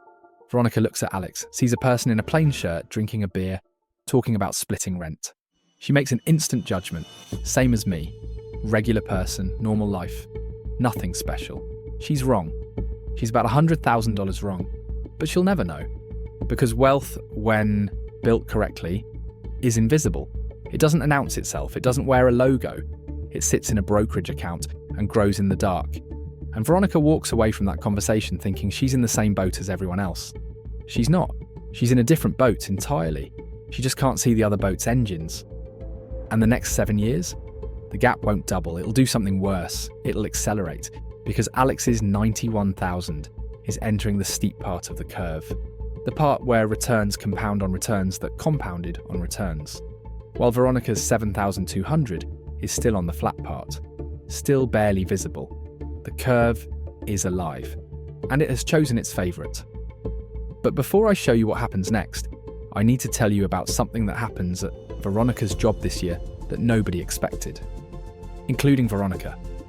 She's at a team lunch. Her manager, Carol, accidentally leaves her laptop screen open in a shared conference room, and on the screen is a spreadsheet. A compensation spreadsheet, with everyone's salary. Veronica sees it for about 3 seconds before Carol comes back and closes it. But 3 seconds is enough.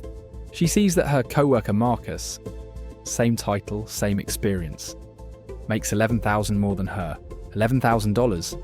She also sees that 2 people with less experience and worse performance reviews make roughly the same as her. She's furious. But instead of storming into HR, she does something smart. She spends the next week researching market rates for her role. She prepares a case. She schedules a meeting with her manager. And she negotiates a $7,000 raise. New salary, $77,000. Her biggest single income jump ever. And here's the twist. She takes that entire $7,000 in annual increase and doesn't invest a penny of it. It gets absorbed. New apartment costs, a vacation she'd been postponing, paying down credit card debt, which is actually useful. But none of it goes to the curve. She literally fought for her worth, won, and then gave the entire spoils to her present self instead of her future self. If she had invested that extra $583 per month from age 43 to 65 at 7%, it would have become approximately $341,000. She negotiated $341,000 and spent it all on the next 2 years. Most people don't have an income problem. They have a leakage problem. The money comes in at the right speed. It just leaks out at the wrong speed. Let me teach you something before we move on. Because what happens next is going to be brutal, and I want you armed with the right mental model. There's a concept I call the 2 bank accounts. Every person has 2 invisible accounts running in the background of their life. The first account holds all your good financial decisions. Every month you invested, every raise you redirected, to the curve, every time you didn't sell during a crash, every time you bought used instead of new, every time you said no to a lifestyle upgrade. All of it goes into this account. And it compounds, month over month, year over year. The second account holds all your bad financial decisions. Every month you skipped, every withdrawal, every car lease, every crypto gamble, every day trading experiment, every time you broke the seal. All of it goes into this account. And it compounds too, with the exact same math, the exact same 7%, working against you instead of for you. At 25, the bad decision account is small. A skipped month, a car lease, a dumb trade, no big deal. But by 36, that account has been compounding for 13 years. The crypto loss compounded into 3 years of missed contributions. The missed contributions compounded into missing the bottom of a market crash. The missed market bottom compounded into a portfolio that's 1/13 the size. It could have been. Bad decisions compound just like good ones. The only difference is which account is getting more deposits. Year 15, 37. And this is where the story turns dark. Not gradually, sharply. Because Veronica is about to make the worst financial decision of her life, and Alex is about to face the hardest temptation of his. Alex first. Alex's college friend Marcus shows up out of nowhere. Marcus has been in Silicon Valley for 5 years, got funding, built a prototype, has paying customers. He's launching a tech startup, and he wants Alex as head of marketing. The offer, half the salary, $35,000, but a 2% equity stake. If the company hits, that 2% could be worth millions, literally life-changing money. And this is the cruelest kind of temptation for a builder. Because it's not stupid, it's not a scam, it's not crypto with a dog logo. It's a real company with real revenue and a real chance. The kind of opportunity that, if it works, makes everyone say, I wish I had done that. Alex thinks about it for 3 weeks, can't sleep some nights, runs the numbers obsessively. Current path, salary $70,000, investing $500 to $600 a month, portfolio at $107,000, growing at 7%. If Alex stays the course, portfolio hits $1 million by the early 60s. Boring, certain, proven. Startup path, salary drops to $35,000. Can't invest anything. Might need to pull from the portfolio to cover living expenses. The baby is 6 months old. Sarah's income alone can't cover everything. If the startup fails, and 80% of startups do, Alex loses 2 to 3 years of contributions, possibly some of the portfolio, and has a resume gap. If it succeeds, 2% of a $100 million company is $2 million. Life-changing, dynasty building, everything changes money. Alex makes a spreadsheet, then another, then a pros and cons list, then deletes the pros and cons list because it keeps coming out the same way. And then Alex asks one question that settles it. Not, what's the upside? But, what's the worst case for the curve? Worst case, 2 to 3 years of zero contributions, plus potential withdrawals of $30,000 to $40,000 for living expenses. That's a total hit of roughly $50,000 to $60,000 in direct losses, plus the compounding those dollars would have generated. Another $100,000 to $150,000 over the remaining decades. Total potential cost to the curve, $200,000. In a scenario with an 80% probability, for a 20% shot at $2 million, risk reward says take it. Expected value says take it. Every finance bro on Twitter would say take it. But Alex doesn't take it. And here's why. Because the curve is not about expected value. The curve is about certainty, about the guaranteed outcome, about the boring, proven, never failed in 100 years path. Alex doesn't need $2 million. Alex needs the plan to work. And the plan only works if the curve is never interrupted. Alex calls Marcus, thanks him, wishes him well, means it, and goes back to the boring plan. 18 months later, Marcus's startup runs out of funding, burns through the runway, pivots twice, fails, shuts down. The equity becomes worth zero. Alex dodged a bullet worth $200,000 in future portfolio value, and nobody will ever know. Nobody will ever write an article about the person who stayed at their job and kept investing $500 a month. The most valuable financial decisions are the ones nobody notices. Here's what I need you to take from this. I'm not saying never take risks. I'm not saying never start a business. I'm not saying ambition is bad. What I'm saying is, don't risk the curve to do it. The curve is your floor, your foundation, your parachute. Risk with money above the curve. Risk with time you can spare. But the curve itself, the compounding you've built, that's sacred. That's irreplaceable. Your job can be replaced. Your salary can go up. New opportunities come every year. But the curve, you can't replace 20 years of compounding with anything. Not hustle, not talent, not luck. Protect the downside. Always protect the downside. Now Veronica, 37. Salary, $66,000. Portfolio around $9,500. She gets offered a different kind of opportunity. Her friend Nicole is opening a restaurant, a fast casual Asian fusion concept. Nicole needs investors. Put in $5,000, get 10% of profits. Veronica doesn't have $5,000 in her investments, but she has it in savings. Well, she has $3,000 in savings, and she can scrape together $2,000 from her next couple paychecks. She does it. $5,000 into the restaurant. I wish I could tell you it worked. I really do, but 8 months later the restaurant closes. Turns out the location was bad, foot traffic was too low, the menu was too expensive for the neighborhood. Nicole tried everything, changed the hours, changed the menu, ran promotions. None of it worked. The money is gone, $5,000. Invested at 7% for 28 years until 65. That's $34,000 in future value, gone to a restaurant that lasted 8 months. Ground floor opportunities have trapdoors, and the trapdoors are invisible until you're already falling through them. But here's the twist that makes this worse. The restaurant was actually doing well for the first 5 months. Really well. Nicole was posting sold-out nights. The local paper did a feature. There was a 2-week period where Veronica was calculating her return on the $5,000 and thinking she'd made the best decision of her financial life. She even called her mum and said, "I finally made a smart money move." Her mum was proud. Then the landlord of the restaurant space doubled the rent. Nicole couldn't negotiate. The margins evaporated. 3 months later, closed. Veronica didn't just lose $5,000. She lost the belief that she could make a good financial decision. And that psychological hit, the feeling that every time she tries something it fails, is worth more in damage than the money itself. Because it feeds the voice that says, why even try? And that voice is the real enemy. Not the market, not the economy, not bad luck. The voice that says, this doesn't work for people like me. That voice has cost more people more money than every market crash in history combined. Year 16, 38. Alex is cruising. Salary $73,000. Portfolio about $125,000. And here's a milestone worth pausing for.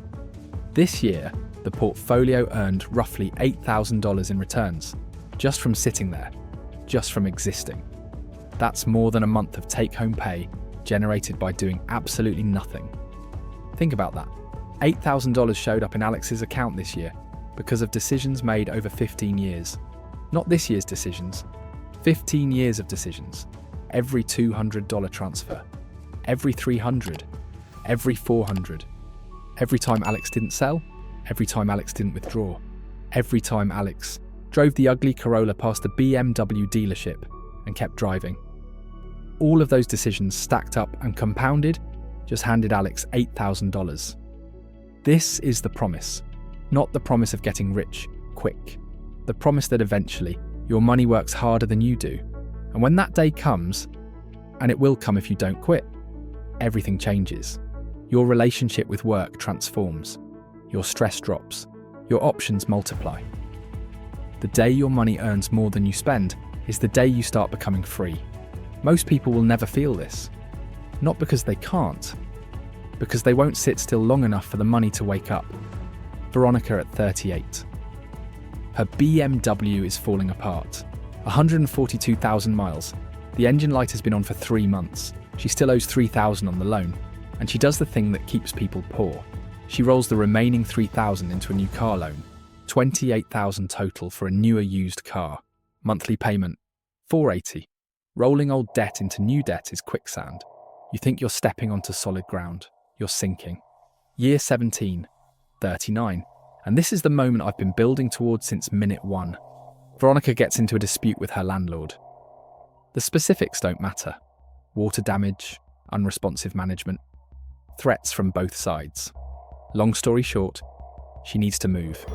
New apartment, first month's rent, last month's rent, security deposit. Total, $4,200. She doesn't have it. Savings are wiped from the restaurant loss. Credit card is already carrying a balance. She can't borrow from family. She already owes her mum $600 from last year. She stares at the brokerage account. $9,500. 15 years of sporadic, inconsistent, painful investing. It's all right there, and she withdraws $4,200. She doesn't do it casually. She sits on the bed for 20 minutes with the phone in her hand. She opens the app. She closes it, opens it again, types in the amount, stares at the confirmation button. Her thumb hovers, and she presses it. After taxes in her taxable account, she nets about $3,600. Barely enough. She scrambles the rest from her credit card. Remaining portfolio $5,300. Let me tell you what just happened. Not what she sees on the screen, what actually happened in the architecture of her financial future. That $4,200, left alone from age 39 to 65 at 7%, would have grown to approximately $25,000. She didn't withdraw $4,200. She withdrew $25,000 from her future self, from a person she hasn't met yet, from the 65-year-old version of herself who will one day need that money more than she can possibly imagine right now. But the dollars aren't even the worst part. The worst part is what happens in her head, because now the seal is broken. The investment account is no longer sacred. It's no longer the curve. It's a checking account with a delay, a backup fund, a place to go when things get tight. And things will get tight again. They always do. And she'll go back to the well. Because that's what happens once you prove to yourself that you can. The first withdrawal cracks the seal. The second withdrawal rips it open. And the third withdrawal, there is no third. Because by then there's nothing left to withdraw. Never reset the curve. Never. Because the first time you do it, you don't just lose the money. You lose the belief that the money is untouchable. And that belief is the entire game. And here's what the textbooks don't tell you. 6 months after the first withdrawal, it happens again. Veronica's cat gets sick. Really sick. Emergency vet visit. The bill is $1,800. She has about $1,100 in savings. Not enough. She stares at the brokerage account again. $5,300. She saw videos online on how to make money, found my channel, and completely skipped the part where I'll explain that opening a YouTube channel is the golden opportunity of this decade. Don't be like Veronica. Join with the link below and text me. This time she doesn't sit on the bed for 20 minutes. This time she withdraws in 3 minutes. $700. Quick. Efficient. The hesitation is gone. Remaining portfolio, $4,600. And that speed, that lack of hesitation, tells you everything. The first withdrawal was painful. The second was easy. The third will be automatic. And the fourth, there won't be a fourth because there won't be enough left to matter. This is the seal law in action. The seal cracked at the apartment withdrawal. It broke at the vet bill. And the portfolio that took 16 years to build is draining in months. The total future value of those two withdrawals, $4,900 combined, at 7% for 26 years, approximately $28,000. Gone. Not to the market, not to a bad trade, to an apartment deposit and a vet bill. The most ordinary expenses in the world. That's the thing about resets. They're never dramatic, they're never for yachts or Vegas or something you can at least tell a story about. They're for tyres and deposits and vet bills and all the boring little emergencies that eat your future one bite at a time. Year 18. Veronica turns 40. And this birthday hits different. She sits at her kitchen table on a Saturday morning with a cup of coffee and her laptop. She types, "How much do I need to retire?" into Google, clicks on a calculator, plugs in her numbers.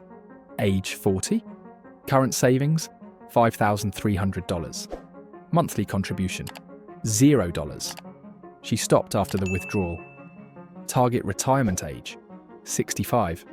Desired annual retirement income, $50,000. The calculator thinks for a moment, then spits out a number. Needed, approximately $1,250,000. She has $5,300. The gap, $1,244,700. She's 40. She closes the laptop, doesn't open it again for 3 days. On the third day, her mum calls. Just a regular Sunday call. And her mum says something innocent. "Have you started saving for retirement, honey?" Not probing, not worried, just casual. The way parents ask about vitamins or dentist appointments. And Veronica loses it. Not screaming, not angry. She just starts crying. On the phone, with her mum, at 40 years old. About money, about time, about a calculator that told her something she already knew, but had been refusing to see. Her mum doesn't understand. She says, "It's okay, honey, you're doing great." And that's the worst possible thing to hear, because she's not doing great. And the people who love her will never tell her the truth. The people who love her will always say, "It's okay." That's what love does. Love lies to protect you. But the calculator doesn't love you. The calculator tells the truth. This is the moment that most people never show you in finance videos. The moment of reckoning. The moment where denial evaporates and the naked truth sits across from you at the kitchen table and says, "Here's what you did. Here's what it cost. Here's what's left." It's not motivating. It's not inspiring, it's terrifying. And terrified people do one of two things. They freeze, or they overcorrect. Freezing means doing nothing, pretending the calculator was wrong, telling yourself Social Security will save you, going back to life as usual and hoping the problem disappears. Most people freeze. Most people are still frozen at 50. Overcorrecting means panicking into bad decisions, high-risk investments, leverage, betting the farm on some scheme that promises to catch you up. And we've seen where that leads for Veronica.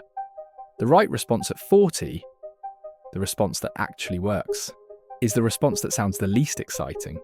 Calm, consistent, boring action. Start. Investing again? Automate it. Don't stop. Accept that you won't catch Alex. Accept that you'll need to work longer. Accept that the 20s and 30s are gone, and the only thing you control now is what you do next month. That response isn't dramatic enough for a movie, but it's the only one that changes the ending. Panic at 40 is the result of inaction at 25. Alex at 40, portfolio 163,000. Second child on the way, reduces investment to 400 a month for a year. But here's the thing. At this stage, it barely matters, because the portfolio generated 12,000 in returns this year. On its own, Alex could stop contributing entirely, and the portfolio would still grow by 12,000 next year, and 13 the year after, and 14 the year after that. The machine doesn't need Alex's gas anymore. It's running on its own fuel now. Sarah's portfolio is at about 75,000. Combined household net worth, 238,000. They're not rich, but the trajectory is a line going up and to the right with no gaps, no breaks, and no resets. Year 19, 41. Alex back to 550 a month. Portfolio hits 185,000. Returns, 12,000. That's like a $12,000 bonus for doing nothing, for not checking the app, for not selling, for not getting clever. Veronica, she picks herself up off the kitchen floor, metaphorically. And she does something that takes more courage than anything Alex has ever done. She starts again, 400 a month. Automated this time.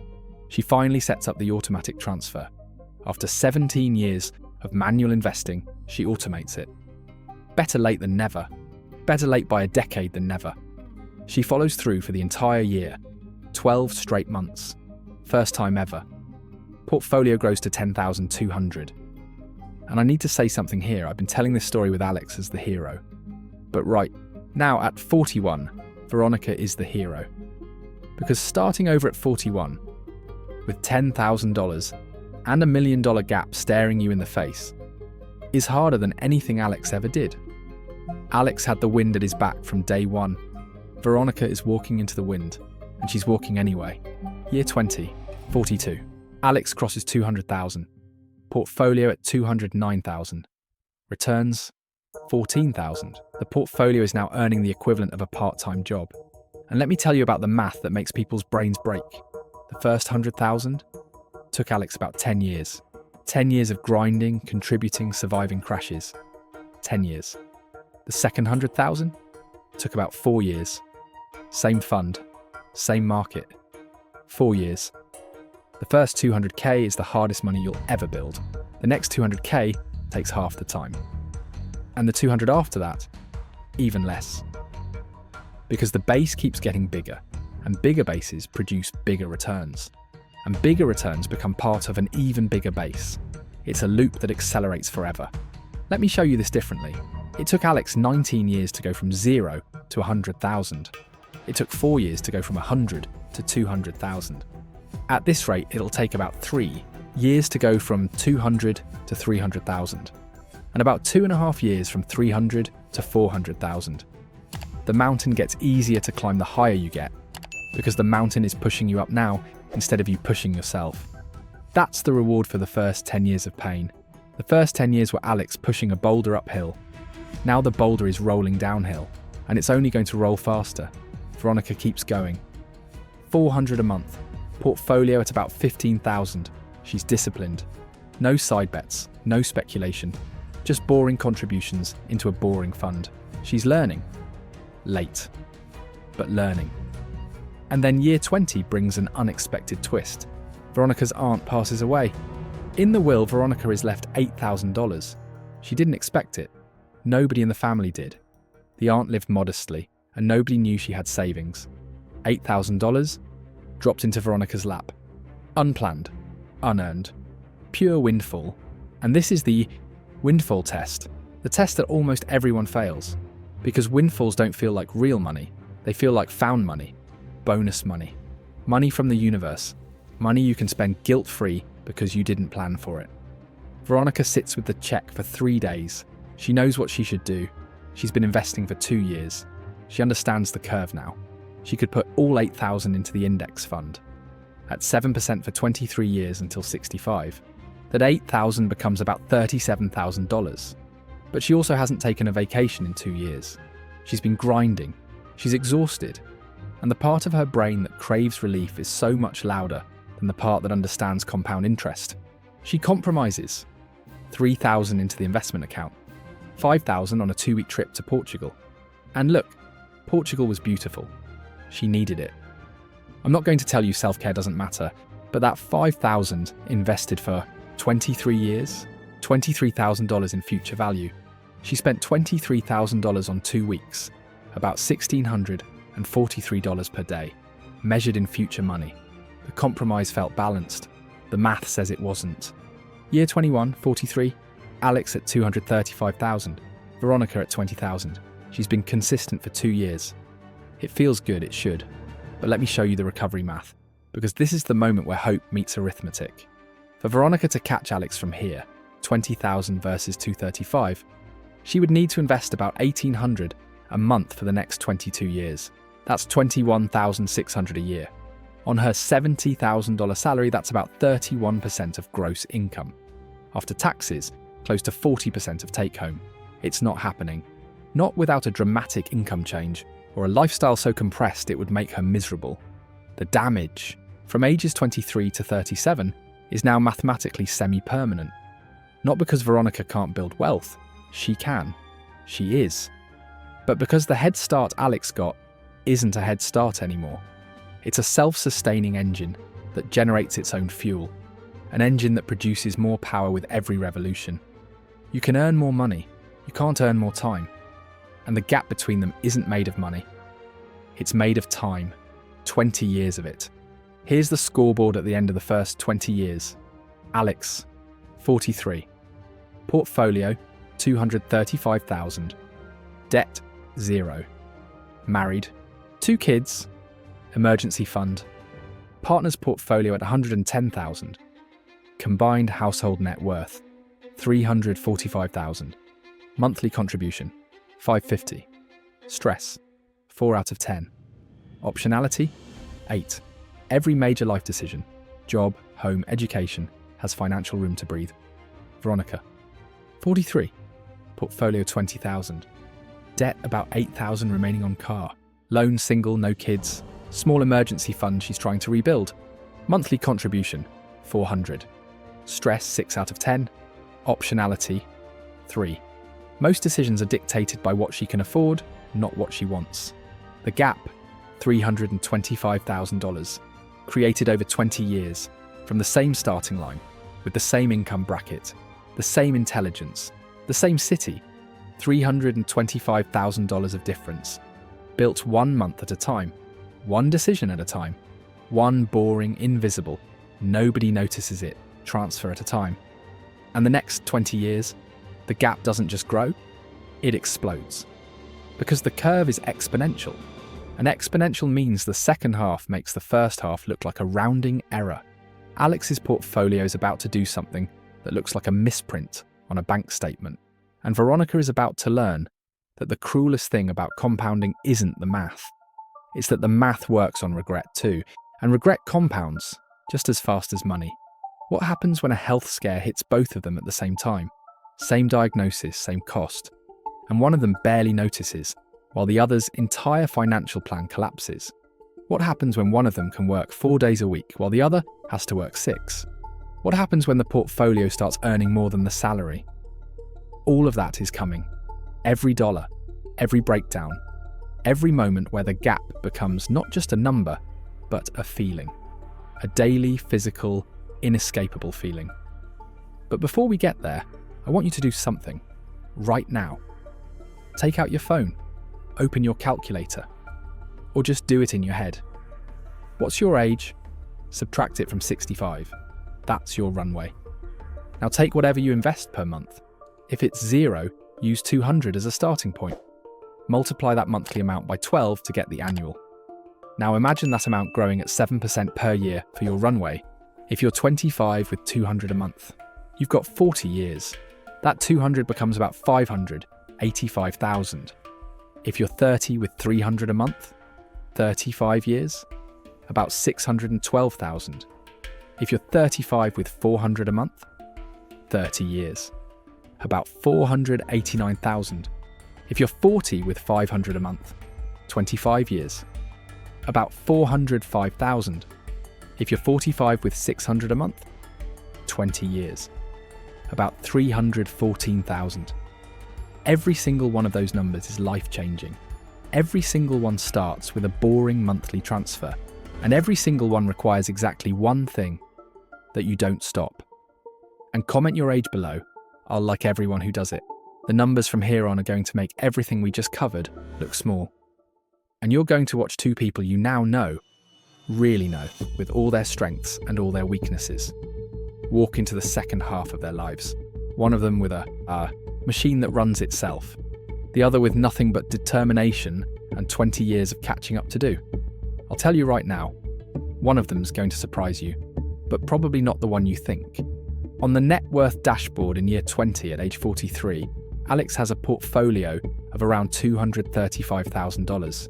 His partner's portfolio of around $110,000, and the combined household of around $345,000. They have $0 in debt. Their monthly contribution is $550. Their stress is like 4 out of 10, and optionality 8 out of 10. On the other hand, Veronica has a portfolio of around $20,000, a car loan of $8,000. Her net worth is around $12,000. Her monthly contribution is $400, stress 6 out of 10, and optionality 3 out of 10. And here's the worst part, and keep that in mind, the gap between them is around $325,000, but this will increase exponentially in the next few years. And now that we surpassed the half of the years, as I told you before, the second half makes the first half look like a rounding error. Let me show you why. Year 22, 44, and this is the year the machine takes over. Alex's portfolio is at about $263,000. The market does its thing. 7% average, some months up, some months down. None of it matters because Alex doesn't check and doesn't care. Returns this year, approximately $18,000. Alex's personal contributions this year, about $6,600. $550 a month times 12. Read those numbers again. $18,000 from the market, $6,600 from Alex. The money is doing nearly 3 times more work than Alex is. The portfolio is out-earning its owner. The machine has taken over. Let me make this extremely concrete. Alex goes to work every single day, fights traffic, sits in meetings, writes reports, deals with a manager who sends emails at 11 p.m. For that, Alex earns about $6,600 in annual investment contributions after all the bills. Alex's portfolio wakes up at midnight, doesn't complain, doesn't need coffee, doesn't sit in traffic, and earns $18,000. While Alex sleeps, this is the crossover point. The moment the money stops being your employee and becomes your partner, and then your boss, and eventually your replacement. And here's the thing that makes this even more powerful. Alex could stop contributing entirely. Not another penny. Ever. And the portfolio would still grow. By $18,000 this year. By $19,000 next year. By $20,000 the year after. Because each year's growth gets added to the base, and next year's growth is calculated on the bigger base. The machine feeds itself. You don't have to hustle forever. You just have to hustle long enough for the machine to turn on. And then the machine hustles for you for the rest of your life. Most people quit at year 3 when the machine is still a whisper. They never hear it roar. Let me put this in a way that might rewire your brain. Alex's portfolio earned $18,000 this year. That's about $1,500 a month in passive income. Meaning, while Alex was sleeping, eating breakfast, sitting in traffic, watching Netflix, arguing about whose turn it is to do the dishes, the portfolio was generating $1,500 every month, without Alex's involvement, without Alex's stress, without Alex's time. Now think about what $1,500 a month means. That's a car payment, or a rent payment, or 30 months of Alex's original $200 investment. The portfolio is now auto-generating what it took Alex 2.5 years to contribute manually, every single month. And this is just the beginning, because the $18,000 in returns gets added to the base, and next year's returns are calculated on the bigger base. So next year, the returns will be about $19,500, then $21,000, then $23,000. The machine doesn't just run, it upgrades itself every year, forever. If that doesn't excite you, you're not paying attention. And if it does excite you, that excitement should translate into exactly one action. Start feeding the machine. Because the machine can't turn on if it doesn't exist. And it doesn't exist until you create it with your first deposit. Veronica at 44, salary $73,000, portfolio at about $26,000. She's been consistent for 3 years now. Longest streak of her life. She should feel good. She does feel good. But good feelings in investing can be dangerous. Because good feelings breed confidence. And confidence breeds the belief that you can do better than boring. She discovers options trading. A co-worker named Ryan shows her his account during lunch. He made $4,000 in 2 weeks selling covered calls. He explains it like it's simple. It's basically free money, he says. You're just selling time value. Veronica doesn't fully understand what that means, but she understands $4,000 in 2 weeks. That's more than her portfolio earned all year. She opens an options account, moves $3,000 from her main portfolio, tells herself it's an experiment, a small bet. She'll be careful. First month, makes $1,800. Almost doubles the money. She feels electric. She checks the account 6 times a day. She reads options tutorials at night. She joins a Discord server about trading. She starts thinking, this is how I catch up. This is the thing that closes the gap. All those years of boring index fund advice, that was for people who don't know about this. This is the most dangerous sentence in finance. I found the edge nobody else knows about. There is no edge. There has never been an edge. The entire options market is designed so that the house wins and the amateur loses. The first win isn't a win, it's a lure. It's the casino letting you hit 21 on your first hand so you stay at the table. Month 3. Veronica takes a larger position, confident. 4 straight wins behind her. She sells puts on a stock she thinks she understands. The stock drops 8% on an earnings miss. She gets assigned. Forced to buy shares at the strike price. Down $1,100. Instantly, she panics, sells the shares at a loss. Then the stock bounces back 2 days later. She lost on the way down and missed the recovery. The worst possible combination. Over the next 3 months, she tries to make it back. Doubles down, takes bigger positions. Each loss makes her more aggressive, not less. Because that's what losses do to the undisciplined. They don't teach caution, they teach desperation. Total losses after 6 months, $4,200. Net from the whole experiment, negative $2,400. She pulled $3,000 from her main portfolio to fund the options account. Her main portfolio dropped from $26,000 to $23,000. Then the trading losses. She's back to $23,000 at 44. 3 years of contributions, wiped out in 6 months. By the search for faster. And here's the pattern I need you to see. This is the 3rd time Veronica has chased a shortcut. Crypto at 28, lost $720. The restaurant at 37, lost $5,000. Options at 44, lost $2,400. Total direct losses from shortcuts, about $8,120. But direct losses are the small part. The real damage is the compounding she missed. The months she wasn't contributing. The money that was out of the index fund while she was gambling. The psychological toll that led to more pauses, more doubt. More investing doesn't work for people like me. The true lifetime cost of Veronica's shortcut addiction. Conservatively, north of $150,000. More than she's ever invested in her entire life. All lost to the belief that there's a faster way. There isn't. There never was. Boring beats brilliant. Every time, without exception. Every shortcut adds years to the journey. Year 23, 45. Alex cruises to 293,000. Gets a promotion to a senior role. Salary 92,000. Both kids are in school now. No more daycare, that's 1,400 a month freed up. A number that most families would celebrate by upgrading the house, the car, the vacations. Alex celebrates by increasing the investment to 700 a month. The rest goes to a 529 college savings plan for the kids and a small quality of life bump. The family starts ordering pizza on Fridays instead of cooking. Wild, right? But here's why that matters. Because the investment going from 550 to 700, an extra 150 a month, from age 45 to 65, is worth about $78,000 in future value. Alex just bought $78,000 of additional retirement for the price of being boring about a promotion.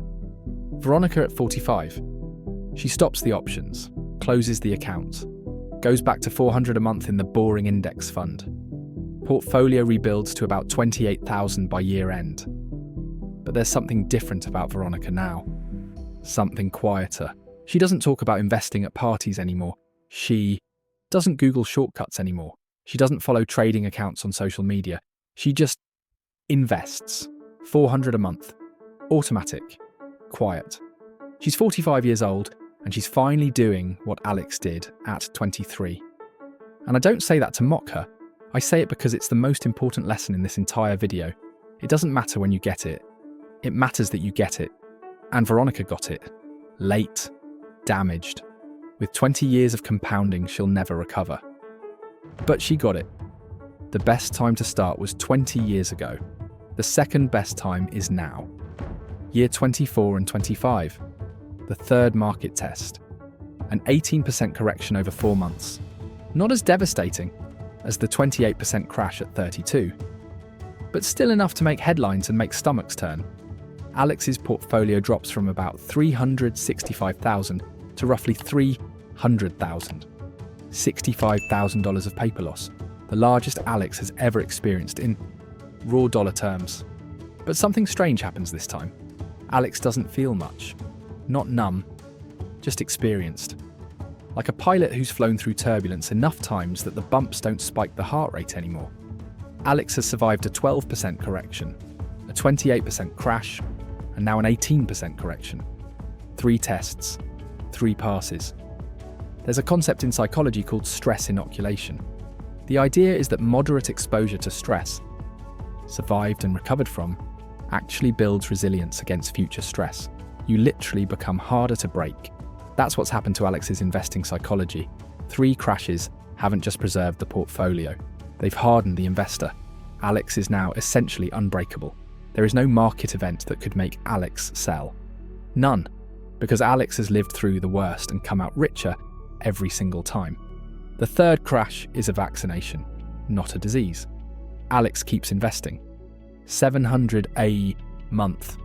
Buys the dip. Again, not on purpose, on schedule. But at the least his YouTube channel is going crazy because he followed all my advice in my community in the link below. And he started from zero, even without having a computer.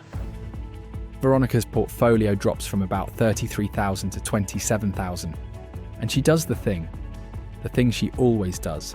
She panics. She doesn't sell everything. That's progress, actually. She sells half, locks in about 3,000 in losses, sits on the cash, watches the market fall a little further and feels smart, then watches it recover, and recover, and recover. She buys back in 4 months later at almost the same price she sold at.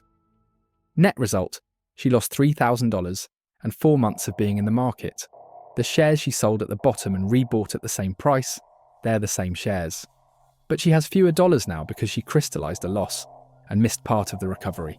Panic selling is not a strategy, it's an expense. And the receipt always arrives later. And here's the thing that kills me about this. Veronica knew she shouldn't sell. She's been investing for 4 years now. She understands the curve. She's read the articles, she's watched the videos, she knew. But knowing and doing are 2 completely different skills. Knowing is intellectual. Doing is emotional. And when the market is down 18% and your portfolio just lost $6,000, the emotional brain hijacks the intellectual brain. Every time. Unless you've been inoculated. Alex has been inoculated, Veronica hasn't. Because Veronica kept starting and stopping. She was never in the market long enough to survive a crash, which means she was never inoculated, which means the next crash always felt like the first crash. And the first crash is always the worst. Discipline isn't a character trait. It's a muscle, and muscles only grow from use. Here's something else that happens during this crash that I haven't told you about. Veronica's mum calls her during the correction. Her mum says, "I saw on the news the stock market is crashing. Do you have money in there? Should you take it out?" Veronica's mum means well. She loves her daughter, but she's doing what most parents do, projecting fear onto advice. And Veronica, who is already scared, who already sold half her portfolio, hears her mum's worry, and it confirms the decision. "Yeah, I pulled some out, just to be safe." "Good," her mum says. "Better safe than sorry." Better safe than sorry. The most expensive 4 words in investing. Because safe in this context means locking in a loss. And sorry is what Veronica will be in 6 months when the market has recovered and she's buying back the same shares at a higher price. Here's a rule I want you to remember. When the people who love you tell you to sell, that's the market bottom. Not always exactly, but close enough that the correlation should terrify you. Because the people who love you react to fear, and fear peaks at the bottom, and the bottom is the single worst time to sell in the entire history of financial markets. If your mum calls you during a crash and says, "Should you sell?" the correct answer is, "I love you," and no. Year 26, 48. Market recovered. Alex's portfolio surges to $395,000. The shares bought during the dip are up 25% plus. Let me add up the crash profits. Year 4, bought during 12% dip. Those shares are now up roughly 500% from purchase price. Year 10, bought during 28% crash. Those shares are up roughly 400%. Year 24, bought during 18% correction. Those shares are up 25% and climbing. Alex's best investments weren't made on good days. They were made on the worst days. The days when everyone else was selling. The days when the headlines screamed apocalypse. Those are the days that built the fortune. Your best investment days will be the days you feel worst about investing. Veronica climbs back to 30,000. She's 48, with 30,000. Alex is 48 with 395. The gap, $365,000, and it grows faster now. Because Alex's machine is producing 25,000 plus per year in returns while Veronica's machine is producing about 2,000. Year 27, 49, and life delivers the windfall test. A shared relative passes and leaves each of them $10,000. Same day, same amount. I've told you about this test before. Almost everyone fails it. Let me show you what happens. Alex doesn't hesitate. $10,000 into the index fund. Done in under 5 minutes. Doesn't consider anything else.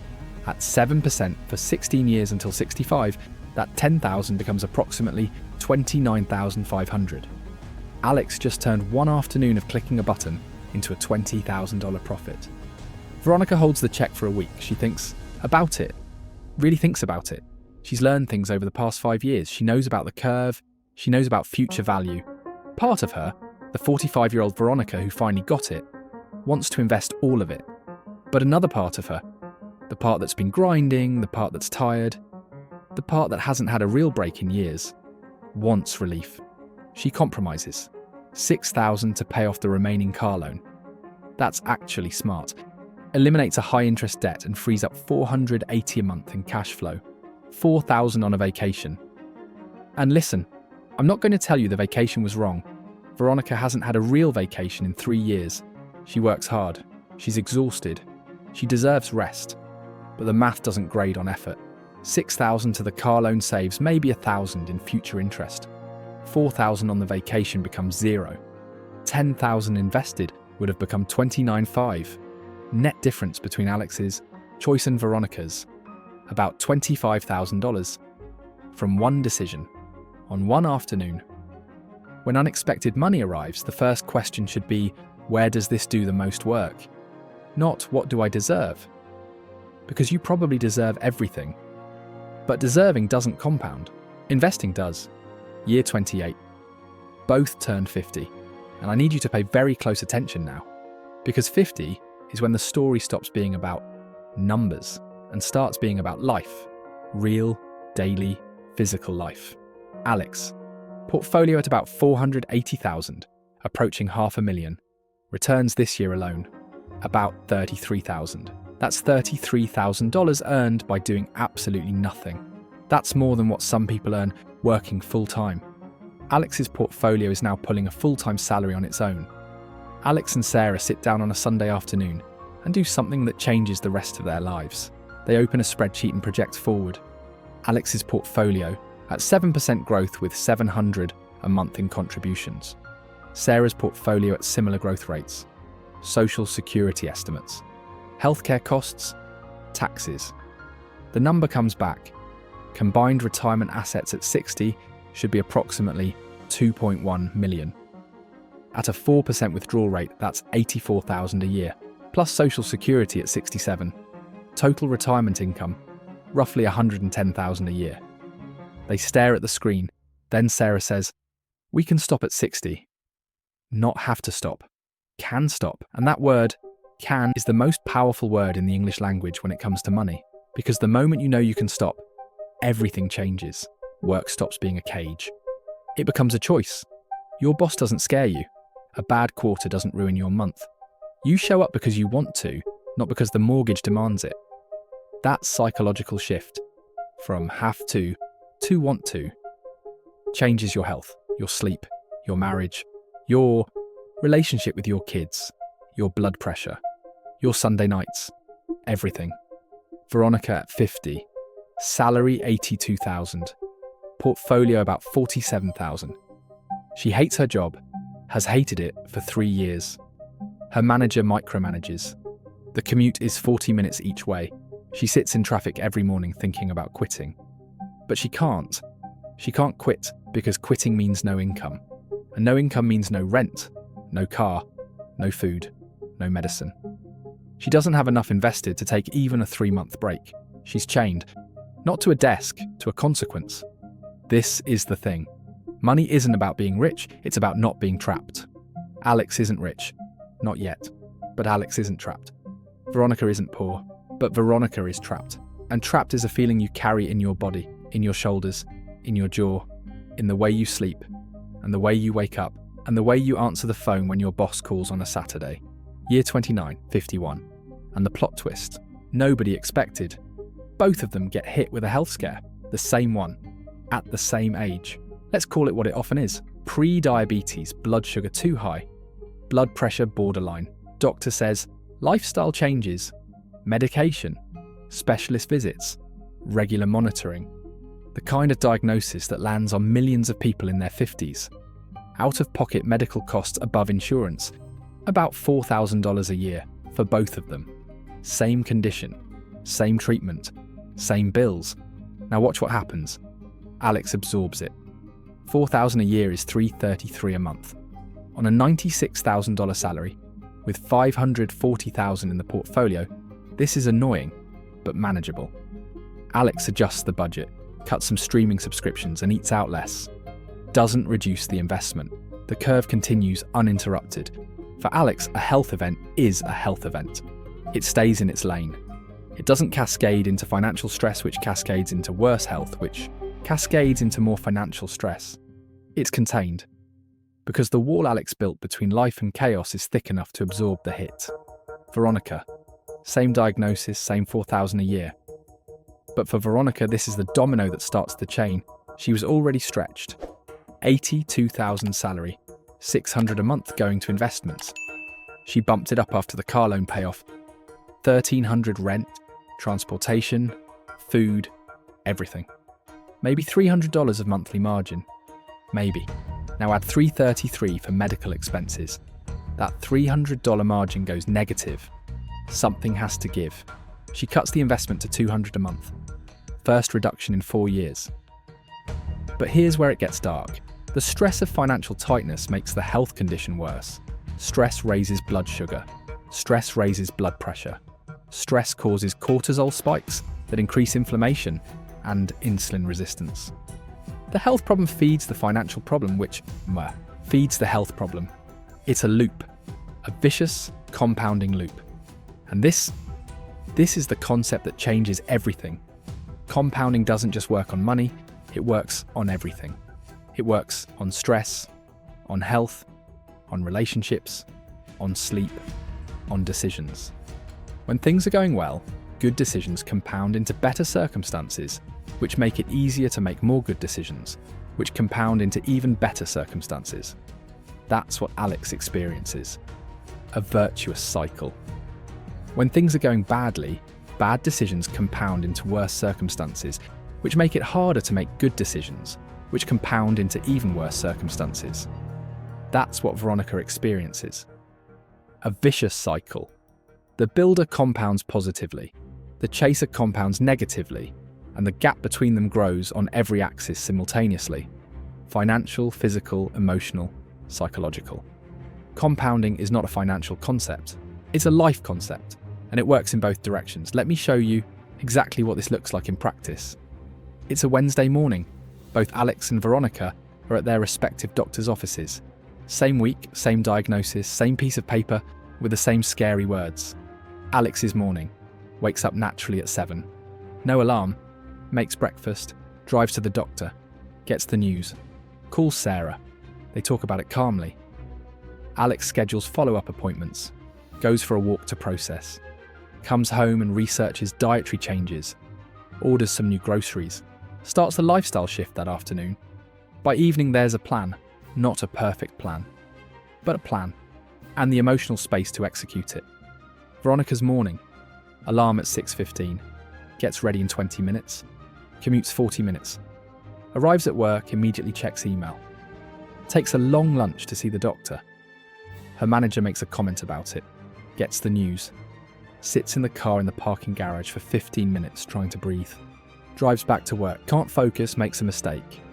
On a project. Manager sends a passive-aggressive email. Goes home at 6:30. Too tired to cook. Orders takeout, which is exactly what the doctor said not to do. Goes to bed at 11 thinking about the medical bills, the dietary changes she can't afford, and the appointment she needs to schedule but doesn't have PTO for. Same diagnosis, same body, completely different experience. Because Alex has the one resource that money buys, and most people don't realise they're missing: margin. The space between what your life demands and what your life can handle. When you have financial margin, a health scare is a health scare. When you don't, a health scare is a health scare, plus a financial crisis, plus a career risk, plus a mental health event, plus a cascading failure that touches every part of your life simultaneously. Build the margin. Build it early. Build it boring. Because one day you're going to need it. And on that day, the difference between having it and not having it will be the difference between managing a problem and being destroyed by one.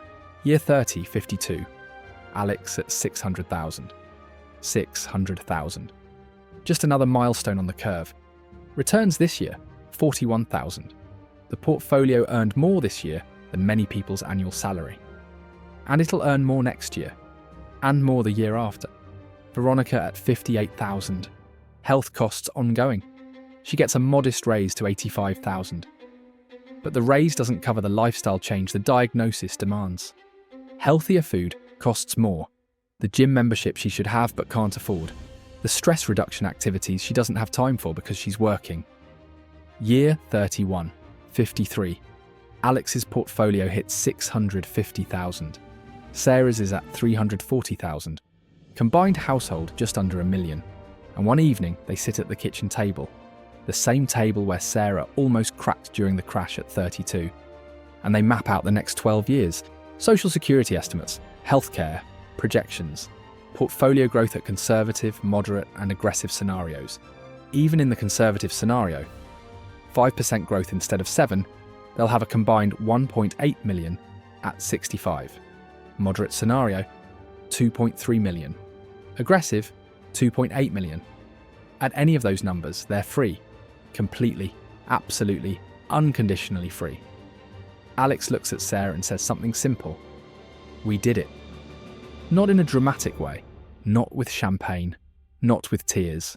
Just two people at a kitchen table, looking at a spreadsheet, knowing that 28 years of boring just bought them the rest of their lives. That's the moment. That's the payoff. Not a lottery win, not a stock tip, not a viral business. A kitchen table and a spreadsheet and two people who never stopped feeding the curve. Veronica, at 53. Portfolio 58,000. She does the same calculation. Needs 1.5 million to retire comfortably at 65. Has 58,000. The gap is 1.44 million. To close it, she'd need about 4,200 a month for 12 years. On her salary, after taxes and expenses, that's literally impossible. She's going to work until 67, maybe 69, maybe longer. She doesn't do the math again after this night, because doing the math hurts too much. Year 32, 54. And Veronica does something that earns my respect more than anything else in this entire simulation. She gets a second job, weekend freelancing, graphic design again, like she did in her 20s. 20 years later, she's back on Fiverr. Back building logos and social media templates for small businesses.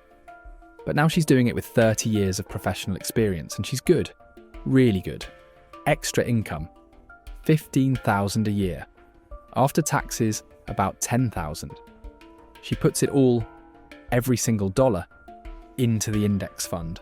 Combined with her main contributions, she's now investing about 1,000 a month. By year end, portfolio hits about 78,000. She's grinding harder than she's ever ground. 2 jobs, 6 days a week. Waking up at 6, working until 10 p.m. on design projects. Weekends gone, social life gone, hobbies gone, everything funneled into the curve.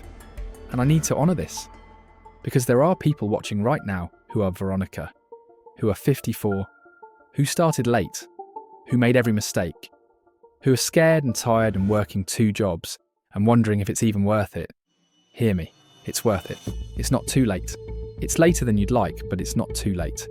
You won't catch Alex, but you don't need to catch Alex. You need enough, and enough is still possible. At 54, at 58, at 62. Every dollar invested still grows. Every month of consistency still counts. The curve doesn't judge when you arrive, it just rewards you for staying. Alex at 54, portfolio 665,000. Returns this year, 46,000. The portfolio earns half of Alex's salary in passive income. Alex goes to work and earns 96,000 actively. The portfolio sits in an account and earns 46,000 passively. Combined, the household is earning as if Alex had 2 jobs. Except the second job never calls in sick, never needs a vacation, never has a bad day. And next year the second job gets a raise. And the year after, another raise. Because compound growth is an annual raise that never stops. Year 33, 55. Alex approaches 740,000 and makes a move that Veronica can only dream about. Alex walks into the manager's office and negotiates a 4-day work week. Not a request, a negotiation. I'd like to work Monday through Thursday. I'll take a proportional pay cut. The company agrees. New salary, 82,000. Loss of income, 14,000 a year. But Alex gains 52 Fridays, 52 days per year of complete freedom. That's 10 weeks, 2.5 months of extra life every single year. Alex picks the kids up from school on Fridays, takes long walks, reads books, starts volunteering at a food bank, visits Alex's dad in Ohio once a month instead of twice a year. The marriage gets stronger because there's breathing room. The health improves because there's time to cook, to exercise, to sleep. The portfolio doesn't even notice the income reduction. Returns this year, 51,000. Alex earned 51,000 from the portfolio and 82,000 from the job. Even with the pay cut, the total income barely changed, because the machine filled the gap. This is what compound interest buys you in real life, not a number on a screen. Time. Actual, physical, wake up when you want, spend the day how you choose time. Alex's co-worker Brian can't believe it. Brian is 55, makes more than Alex, 105,000. But Brian has a mortgage, 2 car payments, a timeshare. He can't sell, and about 60,000 in retirement savings. Brian works 5 days a week, needs every one of them. You're going to 4 days, Brian says at lunch. Must be nice, I could never afford that. Alex doesn't correct him, doesn't explain that Alex makes less than Brian, doesn't explain that the difference isn't income. It's 32 years of consistent investing versus 32 years of lifestyle inflation. Alex just says, yeah, we made some adjustments. Brian goes back to his desk and keeps working 5 days a week. He'll work 5 days a week until 67. Not because he didn't earn enough, because he spent everything he earned. And that's the irony that kills me about personal finance. The people who look like they're doing the best, the Bryans with the big house and the nice cars and the vacation photos, are often the most trapped. And the people who look ordinary, the Alexis with the used Camry and the same jacket from 5 years ago, are often the most free. Wealth is invisible. Freedom is invisible. Traps look expensive. Veronica at 55, portfolio 83,000, still working 6 days a week. Both jobs, can't cut back. She sees friends talking about early retirement, reads about the FIRE movement, financial independence, retire early. And something she thought was bitterness starts to crystallize into something sharper. Not envy, grief.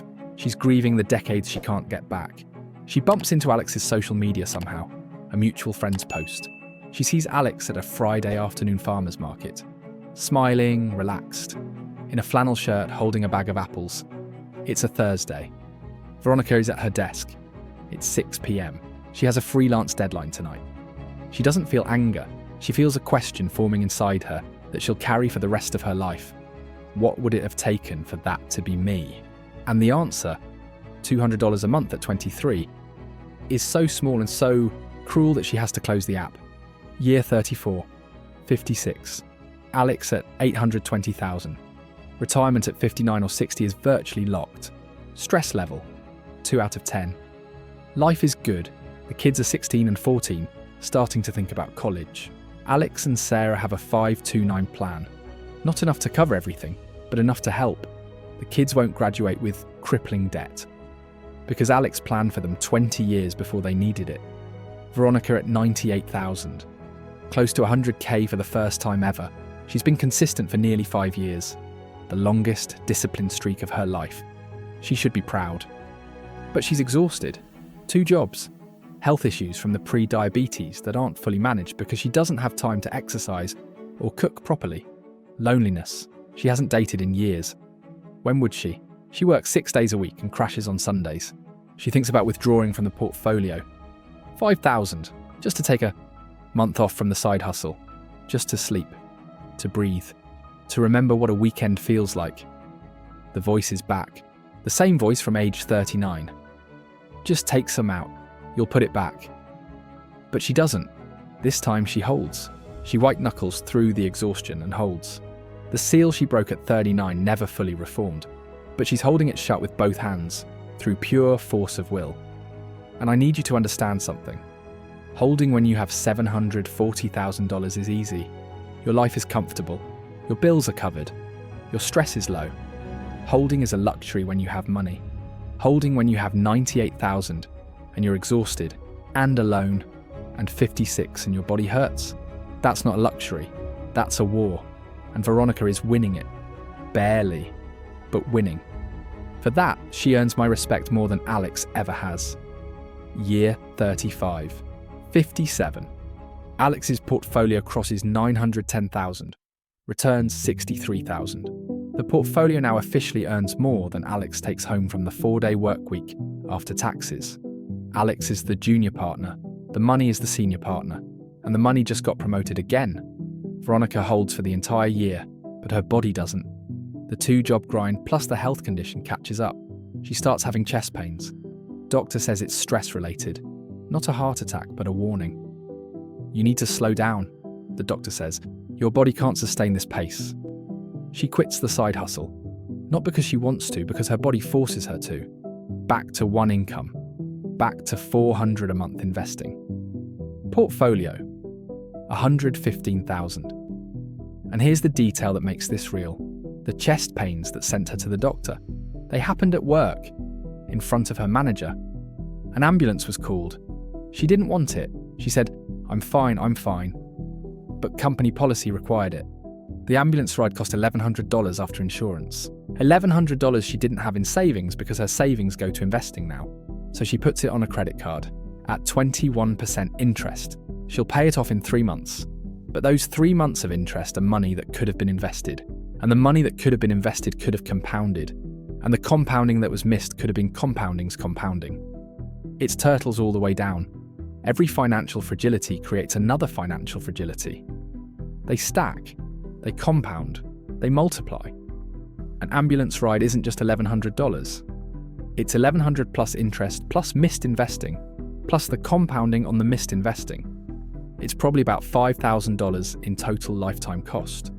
For a ride she didn't want, for a scare caused by the stress of working 2 jobs to catch up on investing she'd missed in her 20s, or because she didn't open her YouTube channel when she had the opportunity, she missed the opportunity of joining my free community.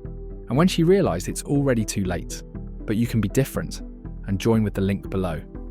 The snake eats its own tail. She quit the second job, not because she chose to, but because continuing would have cost something more valuable than money, her health. And that's the other cost of starting late. The catch-up game is physically demanding. It requires the energy of your 20s at the age when you have the energy of your 50s. The math might work, the body might not. Year 36, 58. And this is it, the moment. Alex's portfolio crosses $1 million. $1 million. 35 years. From $200 a month on a couch with a dented cushion in the apartment that smelled like protein shakes, through a dead Civic and an ugly Corolla, through a 12% correction and a 28% crash and an 18% correction, through 2 kids and a startup temptation, and a sister who needed help and a partner who almost cracked, and 10,000 Monday mornings of automatic transfers into a boring index fund. $1 million.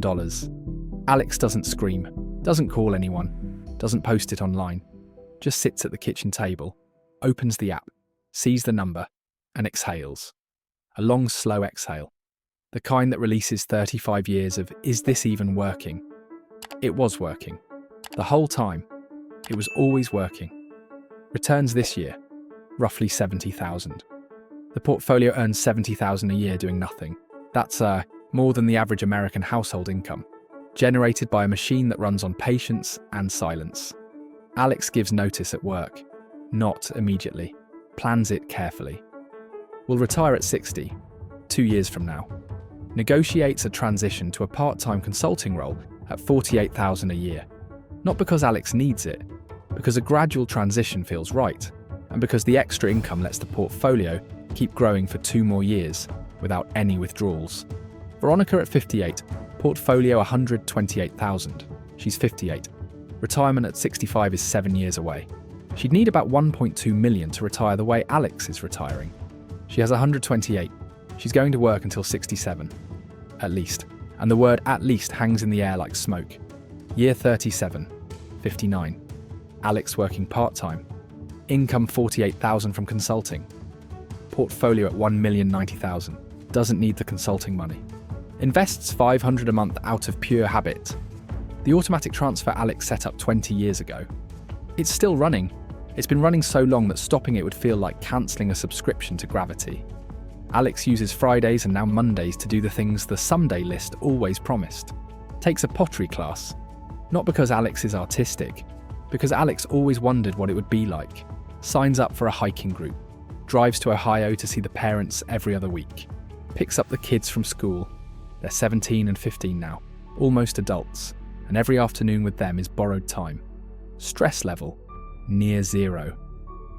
Alex sleeps until the body wakes up, not until anxiety wakes up. That alone, the absence of the alarm, the absence of the Sunday night dread, is worth more than any number on any screen. Veronica at 59. Portfolio about $142,000. She calculates Social Security. About $1,800 a month at 67. Combined, with 4% withdrawal from her portfolio, she could pull down about $32,000 a year. That's $26.67 a month. She can live on that. Barely. In a modest apartment with careful budgeting, no travel, no surprises, no buffer. It's not freedom, it's a budget that leaves no room for being human. Year 38, Alex retires. Age 60. Portfolio at $1,170,000. The last day of work is a Friday in March. Alex walks out of the office carrying a box of desk stuff. A coffee mug, some photos, a plant that somehow survived 6 years of neglect. Gets in the Toyota. Yes, still a Toyota, though the Corolla was eventually replaced with a used Camry. And drives home. The drive takes 22 minutes. The same drive Alex has made for years. But this time it's different. Because this is the last time. The last commute. The last left turn at the intersection. The last time pulling into the driveway after work, Alex parks, turns off the engine, sits in the car for a moment. The windows are down, birds somewhere, a dog barking, and then Alex reaches over to the passenger seat, picks up the box of desk stuff and carries it inside, and sets it on the floor by the door, and never thinks about that box again. No alarm set for Monday, no meetings, no emails, no Slack notifications, no performance reviews, no commute, just life. Open, unlimited, unstructured life. Alex gets home. Sarah is already there. Sarah semi-retired last year, working 3 days a week remotely. The kids are at school. The house is quiet. Alex sits at the kitchen table with a cup of coffee and stares out the window at the backyard and cries. Not sad tears, release tears. The kind that come when a weight you've been carrying so long, you forgot it was there, finally lifts off your shoulders. 37 years of showing up. 37 years of the plan. And it worked. The boring plan worked. Alex thinks about the first apartment, the dented couch, Derek's protein shakers, the $2,490 on the screen at age 23 that looked like a joke. Alex thinks about the dad in the garage in Ohio, fixing a circuit breaker, saying, "The people who have it easy later are the ones who had it hard now. That's just how it works." Dad was right. Dad was right the whole time. Alex picks up the phone and calls him. It's a Tuesday morning in Ohio. Dad answers on the second ring. He's retired too. Been retired for 6 years on a pension and Social Security. Nothing fancy. Comfortable. "Hey, Dad." "Hey, kid, everything okay?" "Yeah, everything's okay. I just wanted to say that thing you told me about having it hard now so it's easy later. You were right." "What thing?" "In the garage when I was a kid. You were fixing the circuit breaker." "I said a lot of things in that garage. Most of them were curse words." They both laugh. Alex doesn't mention the $1 million, doesn't need to. The call isn't about money. It's about a seed that was planted 30 years ago in a garage in Ohio, and a tree that just bore fruit at a kitchen table 3 states away. Some investments don't show up in brokerage accounts, but they compound just the same. Veronica finds out Alex retired, not in person, through social media. A mutual friend posts a "congratulations on retirement" message. Veronica sees it while sitting at her desk at 5:45 p.m. on a Wednesday. She has a freelance deadline she took on because she needs the money. She stares at the post. Same starting line, same salary, same city, same everything. And the sentence that plays in her head is the most expensive sentence in the English language. "We started at the same place." Year 39, 61. Alex has been retired for a year, and something incredible happens. The portfolio grew, despite withdrawals. Alex took out about $47,000 for living expenses, but the portfolio earned about $80,000 in returns. Net result, the portfolio went from $1,170,000 to $1,210,000. It got bigger while Alex was spending it. This is the final form of compounding. The boss level, the end game, the stage where the machine is so large that you can take money out, actively spend from it. And it still grows, where withdrawals are smaller than returns, where the money makes money, that makes money, that makes money, in an endless self-feeding loop. Alex is getting richer in retirement, not from a pension, not from a job, from a machine that was started with $200 a month at age 23. Alex travels, visits Tokyo, always wanted to go, takes the kids to Europe before they leave for college, volunteers at a local elementary school, teaching kids about money, starts a small garden, takes up woodworking, does all the things that were on the someday list. Someday arrived, right on schedule. Veronica at 61, still working. Her back hurts from the desk, her feet hurt from everything else. She wants to stop. She needs to stop. But she can't. Year 40, 62. Alex's grandchild is born. Sarah's daughter, from a previous relationship, now 30, has a baby. Alex flies across the country, takes 3 weeks off. Because there's nothing to take 3 weeks off from. Alex is there for the birth, holds the baby, stays for the first month, helps with night feedings and diaper changes, and all the exhausting, beautiful, irreplaceable moments of a new life entering the world. Alex can do this because Alex has no boss, no schedule, no permission to ask, just freedom and a plane ticket. And here's the thing about being present for a grandchild's birth. You can't buy that experience at 45. You can't invest in it. There's no index fund for being there when it matters. But money, specifically the freedom money buys, is the only thing that lets you be there. Without money, you're at your desk. With money, you're holding a baby. Every dollar Alex invested at 23 didn't just buy retirement. It bought 3 weeks with a newborn grandchild 37 years later. And if that doesn't make the $200 a month sacrifice feel worth it, I don't know what will. Meanwhile, Veronica's Tuesday looks like this. Alarm at 6:15, coffee in a travel mug, 40-minute commute in traffic, 8 hours at a job she tolerates, 40-minute commute home, microwave dinner because she's too tired to cook, 2 episodes of a show she barely watches, bed at 11, alarm at 6:15. She does this 5 days a week, 50 weeks a year. She'll do it for at least 5 more years. Alex's Tuesday looks like this.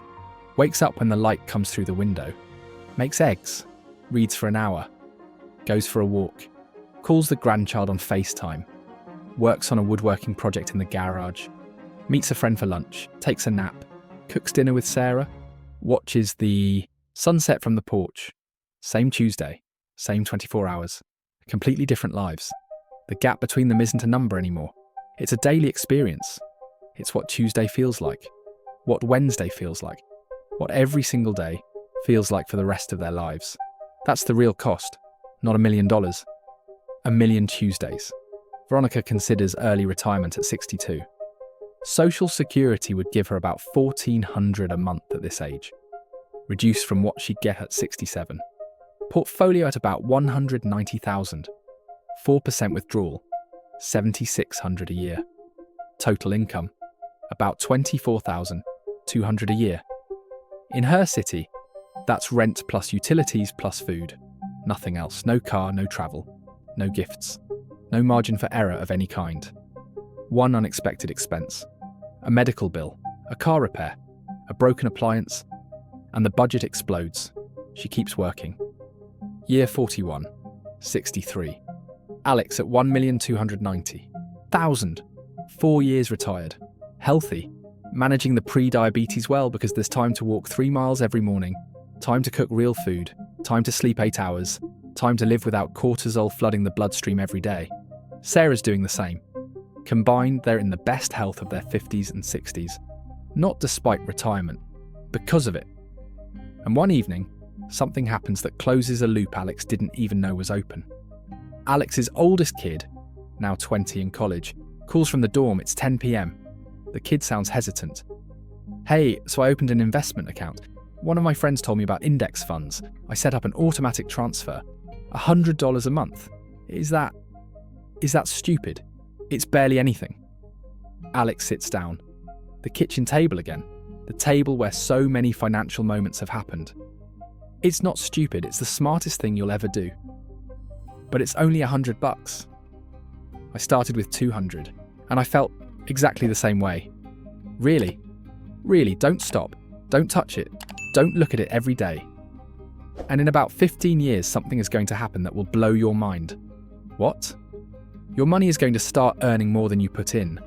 And when that happens, you'll understand. The kid hangs up.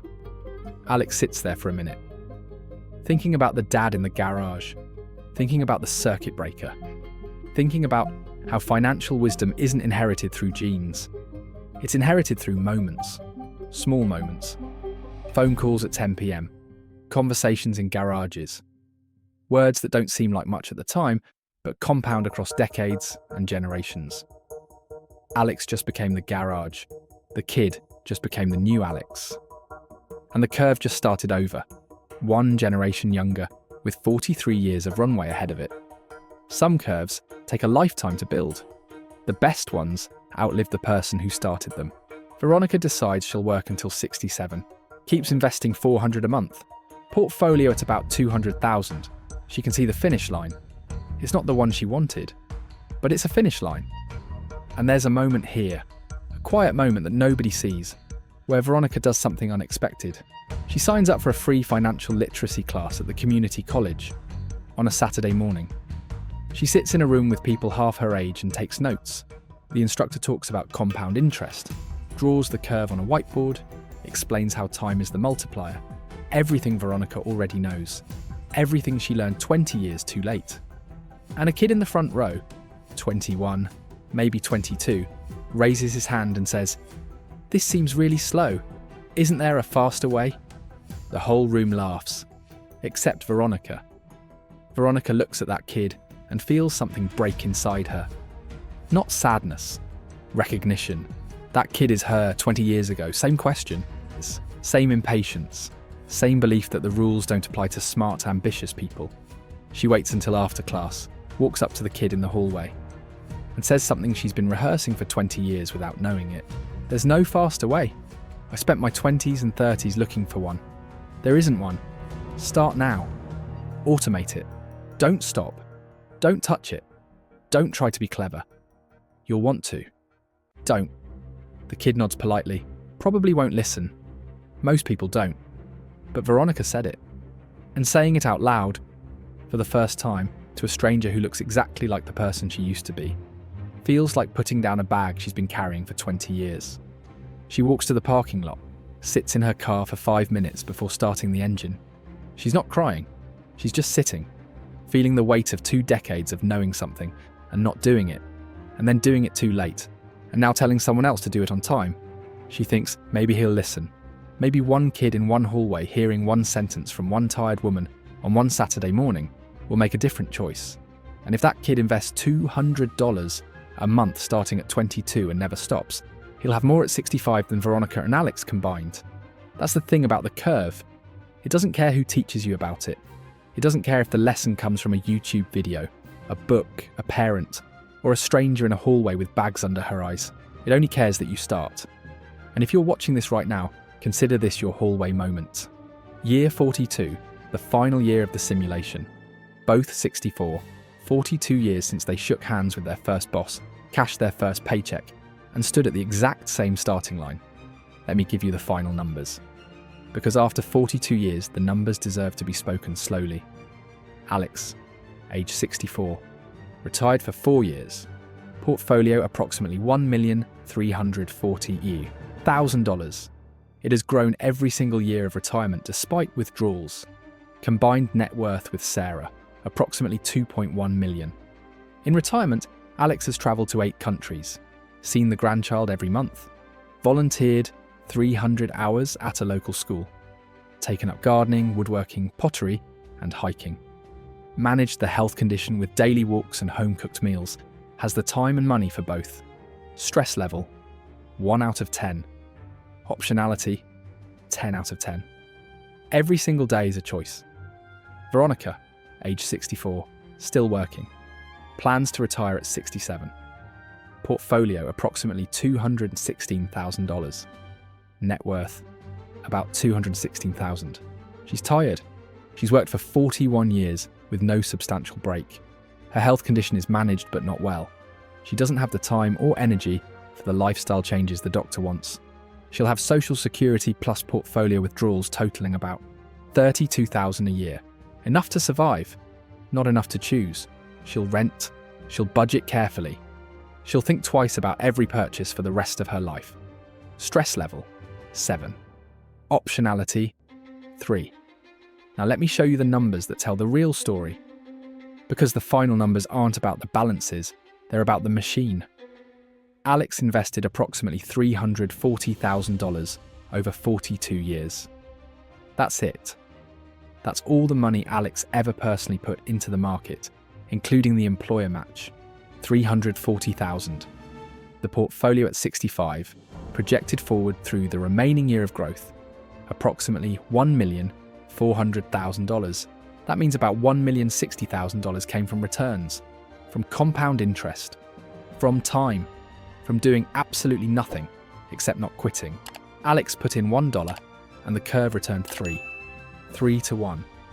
The machine did 3 times the work that Alex did. Veronica invested about $115,000 over the years she participated. Her returns added about $130,000. She earned roughly 1 to 1. Her money worked exactly as hard as she did. Not 3 times harder, not twice. Even. Same fund, same market, same 7%. But Alex's money had more time, and time is the multiplier, not the interest rate, not the fund, not the strategy. Time. The final gap at 65, $1,155,000 from the same starting point, same income, same intelligence, same opportunity, same city, same everything. One variable. Behavior. Let me say that number one more time because I need it to land. $1,155,000. Created by one variable. Behavior. Not talent, not luck, not connections, not inheritance, not a hot tip from a friend, not a winning lottery ticket. Behavior. Month after month. Year after year. For 42 years, that's the simulation. That's what I built. And those are the results. Now let me give you the framework, because knowing what happened is useless if you don't know what to do about it. I call it the compounding operating system. 5 rules, not 500, not 50. 5. And if you follow them, really follow them, not just nod at them and keep scrolling, they will change the trajectory of your entire financial life. Not tomorrow, not next month, over a lifetime, which is the only timeline that matters. Rule 1. Start before you're ready. You will never feel ready. The amount will never feel big enough. The market will never feel safe enough. Your income will never feel high enough. There will always be a reason to wait. Always. At 23, the reason is, I don't make enough yet. At 28, it's, the market is too volatile. At 32, it's, I have too many expenses. At 38, it's, I'll start when I get the promotion. At 45, it's too late now anyway. Notice how the excuse changes, but the result is always the same? 0 invested, 0 compounding, 0 curve. Alex started at 23 with $200 a month and felt ridiculous. That feeling of being ridiculous is the admission price. Pay it, because the difference between starting at 23 and starting at 33 on the same contributions is approximately $400,000 by 65. $400,000 for 10 years of, I'm not ready yet. Start before you're ready, because ready never comes. Here's proof. Alex at 23 had $22,000 in student loans, a used car, a roommate who left protein everywhere, and $960 of monthly spending money. That's not ready, that's barely surviving. But Alex started anyway. And that start, that messy, uncomfortable, not ready start, is worth approximately $1,060,000 in returns at 65. Even if you don't feel ready to open your YouTube channel, do it. You'll never feel ready. And you have the enormous advantage that I make mistakes for you. So I'll guide you step by step. Just join my community with the link below. Ready is a myth sold by the part of your brain that wants to scroll instead of act. Rule 2. Never reset the curve. Every withdrawal costs you years. Not months, years. Because you're not just losing the money you took out, you're losing everything that money would have become, and everything that growth would have generated, and everything that second generation growth would have produced. Veronica withdrew $4,200 at 39. That single act cost her $25,000 by 65. She withdrew $700 more 6 months later. Another $5,000 in future value. She pulled $3,000 for options trading. Another $18,000 gone. Total withdrawals, about $8,000. Total future cost, about $48,000 from 3 decisions over 18 months. Your investment account is not a savings account. It's not an emergency fund. It's not a backup plan. It is a time machine that converts today's small money into tomorrow's big money. Every time you open it and take something out, you break the machine. And broken machines don't fix themselves. Build an emergency fund separately. 3 to 6 months of expenses in a boring savings account. That's your buffer. That's the wall between life's surprises and the curve. The emergency fund takes the hit so the curve doesn't have to. Never reset the curve. Rule 3. Boring beats brilliant. Alex never made a single exciting financial move in 42 years. Not one. No crypto, no options, no day trading, no startup equity, no ground floor restaurants, no speculative bets, no hot tips, no Discord signals, no one weird trick, nothing. Veronica tried them all. Crypto, lost 720. Restaurant, lost 5,000. Options, lost 2,400. Day trading, lost time and sanity. Every single attempt to outperform the boring strategy ended the same way. Backwards, with less money and more regret. The most successful investment strategy in the history of financial markets is also the most boring one. Buy a broad market index fund. Put money in every month. Don't sell when it drops. Don't get clever when it rises. Don't time the market. Don't pick stocks. Don't listen to anyone who says they can beat the market consistently. They can't. The data proves it. Over any 20-year period, somewhere between 80 and 90% of professional fund managers, people with PhDs and Bloomberg terminals, and teams of analysts, fail to beat a simple index fund. If the professionals can't beat boring, what makes you think you can? Boring beats brilliant. Always has, always will. Rule 4. Time is non-negotiable. You can negotiate your salary. You can negotiate your rent. You can negotiate the price of a car. You can negotiate the terms of a loan. You cannot negotiate with time. Time moves in one direction, at one speed, and doesn't care about your plans, your intentions, your promises, or your regrets. Every day you don't invest is a day the curve doesn't grow. And unlike money, you can't earn more time. You can't work overtime for extra hours. You can't pick up a side hustle for extra years. You can't ask your boss for a time raise. Once it's gone. Forever. Without appeal. Without exception. Alex gave the curve 42 years of consistent feeding. Veronica gave it roughly 15 years. Inconsistently. Same market. Same returns. Same fund. $1 million difference. Created entirely by time. If you're 25 reading this, you have 40 years of compounding ahead of you. That's enough to turn $200 a month into over $500,000. If you're 35, you have 30 years. Still enough for something incredible. If you're 45, you have 20 years. Enough for a meaningful retirement cushion. If you're 55, you have 10 years. Enough to make a real difference. The only age at which it's genuinely too late is the age at which you stop breathing. Until then, the curve will accept your money and it will grow it. Slower than you'd like, maybe, but it will grow. The best time to start was 10 years ago. The second best time is right now. Not tomorrow. Not Monday. Not after the holidays. Not when you get the raise. Not when the market feels safe. Now. Time is the only unfair advantage you can buy, and you are buying less of it every second you wait. Rule 5. Protect the downside. This is the rule most people skip because it sounds boring and defensive. It sounds like the advice your parents give you while you are already walking out the door. But this rule saved Alex's financial life at least 4 times. Protecting the downside means having an emergency fund so you never have to touch the curve. Buying used cars so your monthly payments don't eat your investment capacity. Keeping fixed expenses low enough that a job loss doesn't destroy you. Saying no to speculative bets that could wipe out years of progress. Partnering with someone financially aligned instead of financially reckless. Not quitting the stable job for the exciting startup until the curve is large enough to survive the risk. Alex protected the downside at every turn, kept the roommate, drove the Corolla, said no to Marcus's startup, didn't sell during 3 separate crashes, had an emergency fund that absorbed the car breakdown, the sister's loan, the health scare. Every unsexy, unglamorous, boring decision kept the curve alive.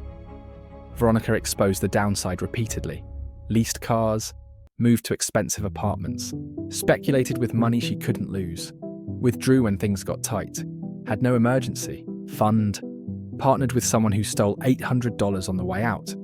Every exposure cost her, not just money, time, decades of compounding. Protect the downside, because the downside is where curves die, and dead curves don't come back to life. Those are the 5 rules. That's the entire system. Start before you're ready. Never reset the curve. Boring beats brilliant. Time is non-negotiable. Protect the downside. You don't need to be smart. You don't need to be rich. You don't need to understand options or crypto or technical analysis or derivatives or candlestick patterns or any other noise that the financial industry sells you to make you think investing's complicated. It's not complicated. A 7-year-old can understand it. Put money in. Don't take it out. Wait, that's it. That's the whole game. And I know what some of you are thinking right now. You're thinking, 42 years is a long time. I want results now. I want to see the number move now. I want to feel like I'm winning now. I get it. I really do. The world is designed to make you feel that way. Every ad, every influencer, every "I made 6 figures in 6 months" thumbnail is designed to make boring feel like losing, to make patience feel like failure, to make the slow path feel like the wrong path. But let me ask you something. Those 42 years are going to pass anyway, whether you invest or not, whether you start today or wait another decade, whether you feed the curve or starve it. The time is going to pass. The sun will rise and set 15,330 times between now and 42 years from now. That's going to happen regardless of what you do with your money. The only question that matters is, what will you have at the end of it? Will you be Alex? Retired at 60, traveling, volunteering, holding your grandchild at 3 a.m. because you have nowhere else to be, sleeping until your body wakes up, choosing every single day. $1 million of freedom built from $200 a month and 42 years of showing up.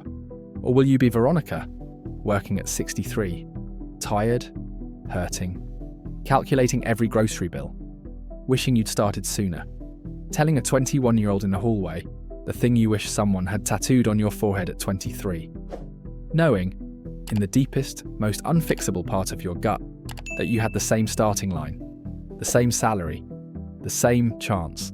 I'm not telling you this to scare you. I'm telling you this because the window is open, right now, today, this minute. If you're 20, the window is a cathedral, massive, airy, full of light and time and possibility. $200 a month from here is life-changing money at 65. If you're 30, the window is a double door. Still big, still bright, still more than enough. $300 a month gets you there. If you're 40, the window's a regular door, smaller than you'd like, but open. You can walk through it. $500 a month and discipline. If you're 50, the window is a window, not door, smaller, but you can still climb through it. It'll take more effort, more sacrifice, more months of tight budgets and boring Saturdays, but the math still works. It always works. It just works slower. If you're 60, the window is cracked, but cracked is not closed. Every dollar still grows. Every month still matters. And Social Security, plus a disciplined portfolio, can still provide dignity and choice. The window doesn't slam shut. It just gets narrower. So stop reading, stop watching, stop consuming information about investing, and start investing. Here's your homework, not next week, tonight. Open a brokerage account. Fidelity, Vanguard, Schwab. Doesn't matter, they're all fine. They all have S&P 500 index funds with near zero fees. Pick one. Set up an automatic monthly transfer. Whatever you can afford. $50, $100, $200. Doesn't matter. The amount doesn't matter at the beginning. The habit matters. The system matters. The curve matters. And then walk away. Don't check it tomorrow. Don't check it next week. Don't check it when the market drops. Don't check it when Twitter panics. Don't check it when your coworker says he just made a killing in crypto. Let it sit. Let it grow. Let it work. Come back in a year. Look at the number.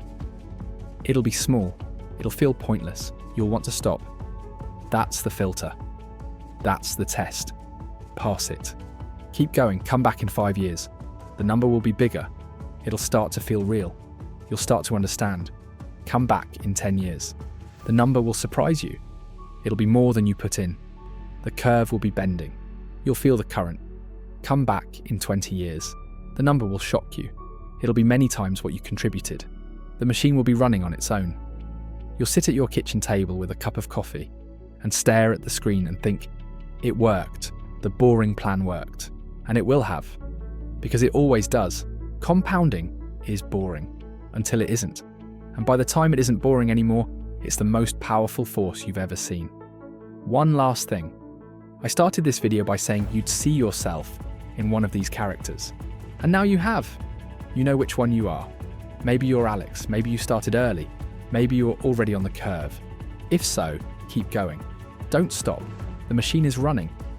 But if you're Veronica, if you're watching this and your stomach is in a knot because you see yourself in every missed month, every broken seal, every shortcut that cost you years, hear me. It's not too late. Veronica at 41, after losing everything multiple times after every possible mistake, still managed to build $216,000 by 64. From nothing, from a standing start, from the ashes of 20 years of financial chaos. She didn't catch Alex. She was never going to catch Alex, but she didn't end up at 64 with zero. She didn't end up dependent. She didn't end up with nothing. She built something. Late, imperfect, hard won, but something.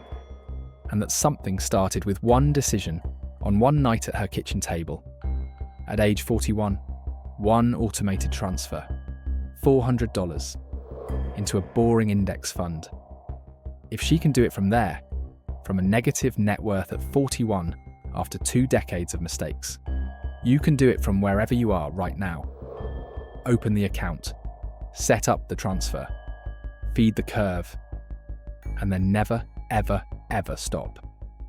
42 years from now, you'll sit at a table, your kitchen table, in a house you own, or an apartment you love, or wherever life has carried you.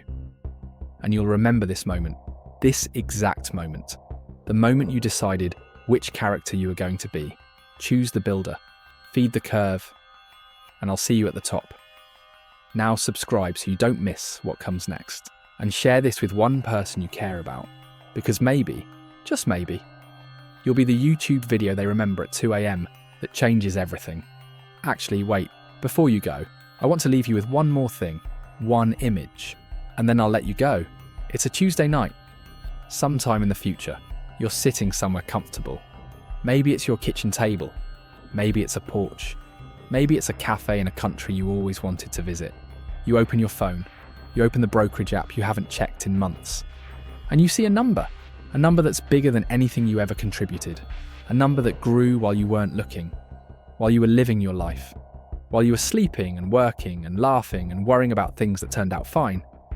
And you feel something, not excitement, something quieter, something deeper. Relief. The kind of relief that comes when you realise you did the right thing. Years ago, when it was hard, when it felt pointless, when everyone around you was spending and upgrading and chasing and posting, and you just kept feeding the curve. You close the app, put the phone down, take a sip of whatever you're drinking, and you think, I'm glad I started. That's the feeling. That's what all of this is about. Not the number, the feeling. The feeling of knowing you gave your future self a gift that nobody can take away. Give yourself that gift. Start tonight, feed the curve, and 42 years from now, or 30, or 20, or 10, you'll sit somewhere comfortable, open the app, and understand. And maybe, Karim, if you're lucky, if you played it right, your kid will call you one night from a dorm room and say, I opened an account. $100 a month. Is that stupid? And you'll smile. Because you'll know the answer. Because you lived it. It's not stupid. It's the smartest thing you'll ever do. The curve doesn't end with you. It gets inherited. Not through money, through behaviour, through moments, through kitchen tables and garages and phone calls at 10 p.m. and hallway conversations on Saturday mornings. The curve passes down. And if you start it right, it outlives you. That's the real payoff of this entire simulation. Not $1 million. A way of thinking that compounds across generations. A gift from your present self to your future self, that becomes a gift from your future self to someone who doesn't exist yet. Start the curve and let it outlive you. Compounding is boring until it isn't. And when it isn't boring anymore, it's the most beautiful thing you've ever seen. Feed the curve, protect the curve, trust the curve. That's it. That's the whole game. And you've already wasted enough time watching me talk about it. Go start. So here's the final scoreboard at age 65, after 42 years of investing. Alex has a portfolio of $1,400,000, and the total invested over a lifetime is around $340,000. So if mathematics is not an opinion, the total returns over 42 years are $1,060,000. So for every $1 invested, he earned $3, and he retired at age 60. The annual retirement income is around $56,000 plus Social Security. His stress level is practically zero, and optionality 10 out of 10. Then there's Veronica. Her portfolio at age 65 is $245,000. The total invested over a lifetime is around $115,000, and the total return is $130,000. So for every dollar invested, she earned another dollar, and she retired at age 67.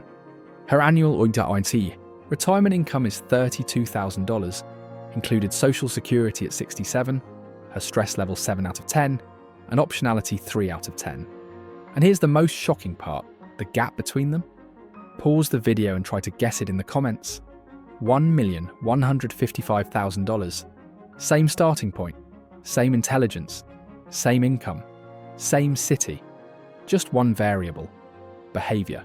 42 years, 1 month at a time. Now it's your time. If you reach this point of the video and you're not motivated to start investing right now, I don't know what to do then.